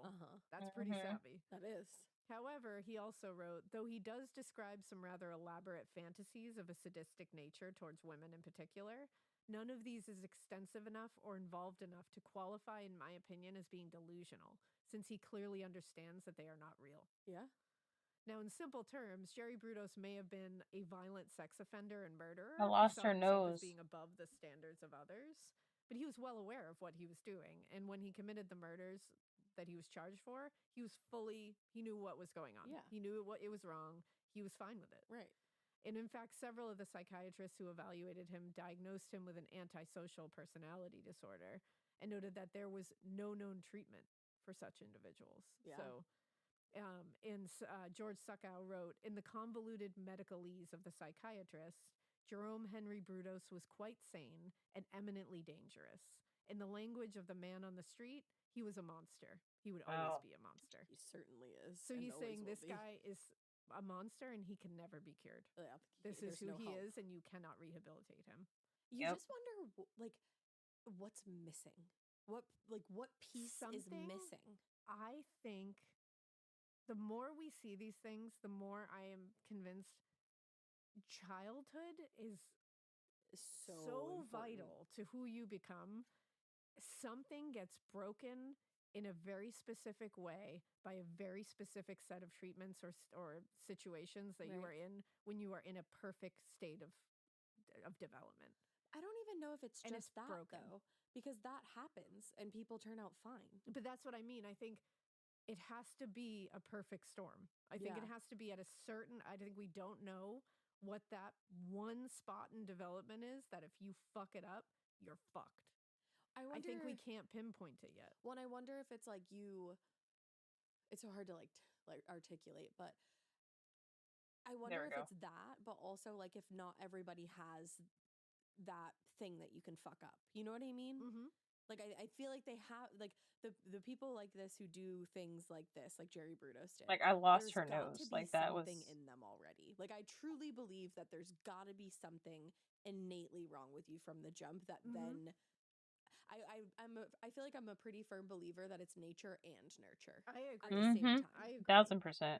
I think, I mean, when you look at his mother, any mother who can actively hurt their child and like neglect their child and show that and like abuse their child and, you know, tell them basically that they're not worth what the other child is, there's something broken in that person. Oh, absolutely. Yep, And it's like, so 1000%. obviously something could Genetically. absolutely be in there biologically and genetically that's just broken. Right. But you wonder where it all starts. Like, where does it, how far back does not that only start? not only do I wonder how far back that starts, but what is that piece? Yeah. And I wish there was like, I feel like someday we will figure it out. We need to like follow a line back, and you need to like first determine where you see these little bits and pieces of things to determine what is this coming through the maternal side, paternal side? Is it both? Does it matter? Does it skip a generation? Does it go every 3 generations that you see this? Is it every generation? And I feel like there's got to be some kind of like stimulus where like or like stimuli where something like one part of the brain connects with another part that it's not supposed to given a certain response. There's you know some what I mean? pathway that is disrupted or is bifurcated or created. You know, like something is happening. Yes. I just want to know what it is. It makes it because it's like, and obviously if we knew what it was, we could stop these things from happening before they happen. Well, and I just wonder like how many studies are being done on incarcerated serial killers. Because I think, like, I'd be happy to fucking fund that just to find out. For real, like, I would love to be able, I just want to see, and it's something to look into, and I think we should look into it, like, what studies are being currently done on this kind of stuff. Yeah, let's look into that a little bit and maybe follow up in the next couple episodes. I'm just interested in, like, what are we looking at? Well, there's got to be some psychology behind this all, and there's got to be something in the brain. There's physiology, there's... And where the fuck is her mouth? Happening, there's but I a feel lot like at work for sure. There's got to be some common denominator thread that no one's been able to find, like, because it's like finding a thread in a haystack. You know, we need to gather like 3 to 5 fucking monsters and just study the fuck out of their brains while they're still living. You know, it would be a very hard study to conduct. It would be a very hard study. That's the thing. Like, it'd be dangerous, I'm sure. But I'm just there's got to be something, and I just want to know what it is. This kind of stuff is fascinating. It is, because it really is. Because like we always said, like they're not always from a home like this. You know, no. Like, or there's Yeah, things this that is not the there's right. things that I hear in certain stories that I can relate to, and I'm Yeah. like, I'm not a serial killer, you exactly. know? Oh. That's why I think it's just there's Oh gotta dear. be Oh a dear. perfect storm Yeah. of things that once it all Don't meets, save. it's like all the boxes get ticked. And I forgot an to import the explosion original. I Yeah, forgot to and import it. I don't know. My brain is just Yeah. really rambling now. Yeah. Because I'm also like, why is it more often men than like Yeah. obviously there are women serial killers, but Yeah. But they're it doesn't usually- So we're happen gonna as just delete often. this Yeah. whole So is it thing. something within like within chromosomes possibly? Yeah, like what could this be? There's just I just want to know about the I science. know, it's just like it really is, and he's really one of those like because you're just like, what the fuck, you are just a straight up monster. Yeah. But then you look at his background and you're like, yeah, has some shitty Like, things look, going on in there. But then right? you go back to that whole thing of like a lot of people. His have mom shitty was a upbringings. fucking Yeah. shit I show. find him to be really similar to Ted Bundy. Yeah. Especially with like the necrophilia, like that kind of thing. Like, but then he's got like Hillside Stranglers in there. Yeah, definitely. He's got some BTK in there. Yep, definitely. He's got, and that's the thing. You look at all It's these like an and you're like, amalgamation. what the fuck's going on? Yeah. What's going on with all you? And he was before BTK, right? Yeah. Yeah. I mean, I think BTK was like killing at that point, but Yeah. not caught. He was in the 70s. Yeah. So he wasn't going yet. Wasn't going yet. Yeah. This was 69. He was just about to start. So by mid-June, Jerry had entered similar pleas of not guilty by reason of insanity in the indictments for the murders of Jan Whitney and Linda Sally. But by the time the psychiatric evaluations started flowing in, it was clear that he was not going to have anything to back that up. Yeah. Definitely no expert witnesses, no testimony, no evidence. No diggity. So he had no choice. No diggity. On June 27th, 1969, just 3 days before his trial for the murder of Karen We're Sprinker, just moving stuff around Jerry real quick. changed his plea to guilty on all 3 counts of murder. There it is. At the time, the prosecution didn't have enough evidence to get an indictment for the murder of Linda Slauson. Oh, that's sad. So that charge was dropped. That always makes me so sad when like you know he did it, but yeah. they just can't get like the official amount. Yeah. When Judge Sloper asked for confirmation, defense attorney Dale Drake said the defense had exhausted every legal remedy for providing Brudos with a defense, and he added the state's evidence tallied with statements made by Brudos to his defense team. So when Sloper addressed Brudos directly and asked why he was changing his plea, Jerry said, well, because I did it. Whoa. That was his answer. Simple as that. He waived his right to a delay between The hell conviction happened? and sentencing as well. So Judge Sloper imposed 3 life sentences, each running consecutively.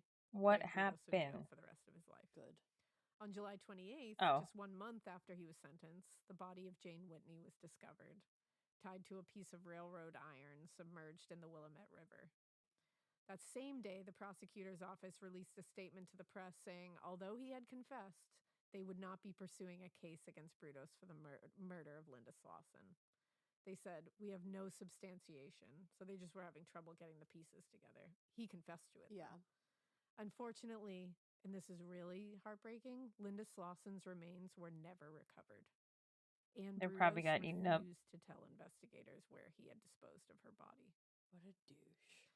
So the sentences handed down to Jerry brought a lot of relief, especially to women in Oregon. Right. As well as for the families of the victims. But many were very concerned, though, because the sentences still allowed for parole. I was just thinking that. Yeah. Under the terms of his sentence, Jerry could be eligible for parole in as little as 10 years. Wow. And after that was, receiving 3 life sentences. Contingent upon the adjustment he makes during the interim, is what it said. Oof. In response to the community's concerns, Oregon Parole Board Chairman Jack Wiseman released a statement saying there'll be a continual study of the case over the course of his imprisonment to evaluate his threat level before parole could even be considered. Which we're like, that's basically... I think his threat level is pretty fucking high, guys. Threat I don't level think you midnight. need to continue it's studying threat that. level midnight at all times. And he said, there must be sufficient learning, adjustment, emotional, social, and psychological on the part of Brudos before he would be a proper candidate for serious parole, even consideration. Damn. So that's nice, but still, the idea of it is still scary. And those families were probably freaking the fuck out. Of course. As it happened, Jerry Brudos became a model prisoner once he started serving his sentence. Of course he joined several did. programs. He even took on a clerical job at the Oregon State Penitentiary. But he did remain a target for the other prisoners, particularly those who targeted sex offenders and sexual killers, including one incident in 1978 when he was stabbed a lot by a fellow inmate. I just lived a lot. A lot, but he lived, unfortunately. Throughout his nearly 4 decades in prison, Jerry was considered for parole a number of times, but each time he was denied. That must have just been gut-wrenching. Yeah, it made them go through. The families families all had to go through it over and over. Right, because that's a lengthy process. It's not like Like, we're not going through this shit again. Are you kidding me? Oh, you're awake? Welcome. Welcome back. Like every year. Days on end, yeah. And then just wondering how long until the next one. In June 1995, after repeated parole hearings, the board informed Jerry Brudos he was no longer eligible for parole due to his complete inability to show considerable evidence of rehabilitation. They said to this is the state board chair, Marva Fabian, told him, "You will be in prison for the rest of your life, and there will be no future parole hearings." Icon. Fuck yeah. But Jerry did try to appeal before the parole board every 2 years, despite them saying this, and despite never demonstrating even an ounce of remorse for his crimes. And it's like, dude, that's all you have to do. Yeah. Now, I'm glad he was incapable. Yeah. On March 28th, 2006, Jerry Brudos died in the infirmary at the Oregon State Penitentiary after a long and terrible battle with liver cancer. Oh, he deserved His it. death was a big relief to many of the victims' families who lived with constant anxiety that you just never know that they're going to let him out for something. Jan Whitney's sister, Cindy Elliott, told a reporter, "I'm feeling relief. You hate to say you're glad that someone is dead, but my family believes it should have happened years ago." And to that I say, fuck yeah, it should have. Here. And you don't have to feel bad at all. Nope. He took because your loved one. Fuck that guy. Yeah. And he was a blight on humanity. And continued to terrorize your poor family. Yeah, I don't think she should feel bad one bit. He wouldn't tell people where, like, Linda Slausson's family never had her body to bury. Never had her anything of hers to say goodbye to. That's And he loved absolutely it. devastating. Yeah, he did it. It was his last little power trip he could take. Right. And he took it to the grave. Fuck that guy. Unreal. What a douchebag. What a wild story. I don't know That's if like I knew all the hella details wild. of that, to be honest. He's really bad. Yeah. Like, he's a really bad one. Yeah. Yeah. He's a piece of shit. Yeah. And I'm glad he's dead. And we're glad to be rid of him. Yeah. Bye. Rest in distress, Jerry. Truly. Rest in distress, Jerry. Be tormented for the rest of your life. Yeah. Your afterlife. Yeah. Wow. Thanks for that. That was a ride, guys. That was a ride. Go buy tickets to that Insidious event because it sounds that fucking sounds sick. awesome. Yeah. And we hope you keep listening. And we hope you keep it weird.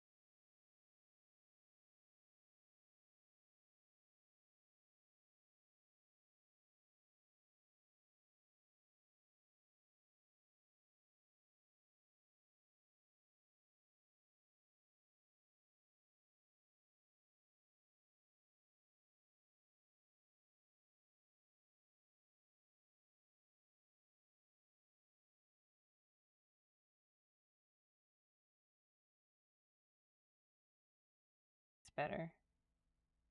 So I gotta reconnect everything apparently. Alright, guys. If you like Morbid, We you are can listen done with early today's and stream ad-free for right right now. by joining Wondery Plus in the Wondery Seeing app that or I need to on Apple fix a lot more Podcasts. shit than I Prime members can listen expected, ad-free but on I thank Amazon Music. each and every Before one you of go, you for tell us joining about in. yourself by filling out a short And survey at we're gonna put out the rate message. A few miles Thank you from the for glass spires of chilling and hanging out and listening to Morbid with me. You can find Morbid on Apple Podcasts and Spotify and any other podcasting forums that they have available, but those are the 2 places that I know, so check them out if you like it. And see who we can rate out to. Let's rate out to Kivo Koala, should I say. Let's rate out to Kivo Koala.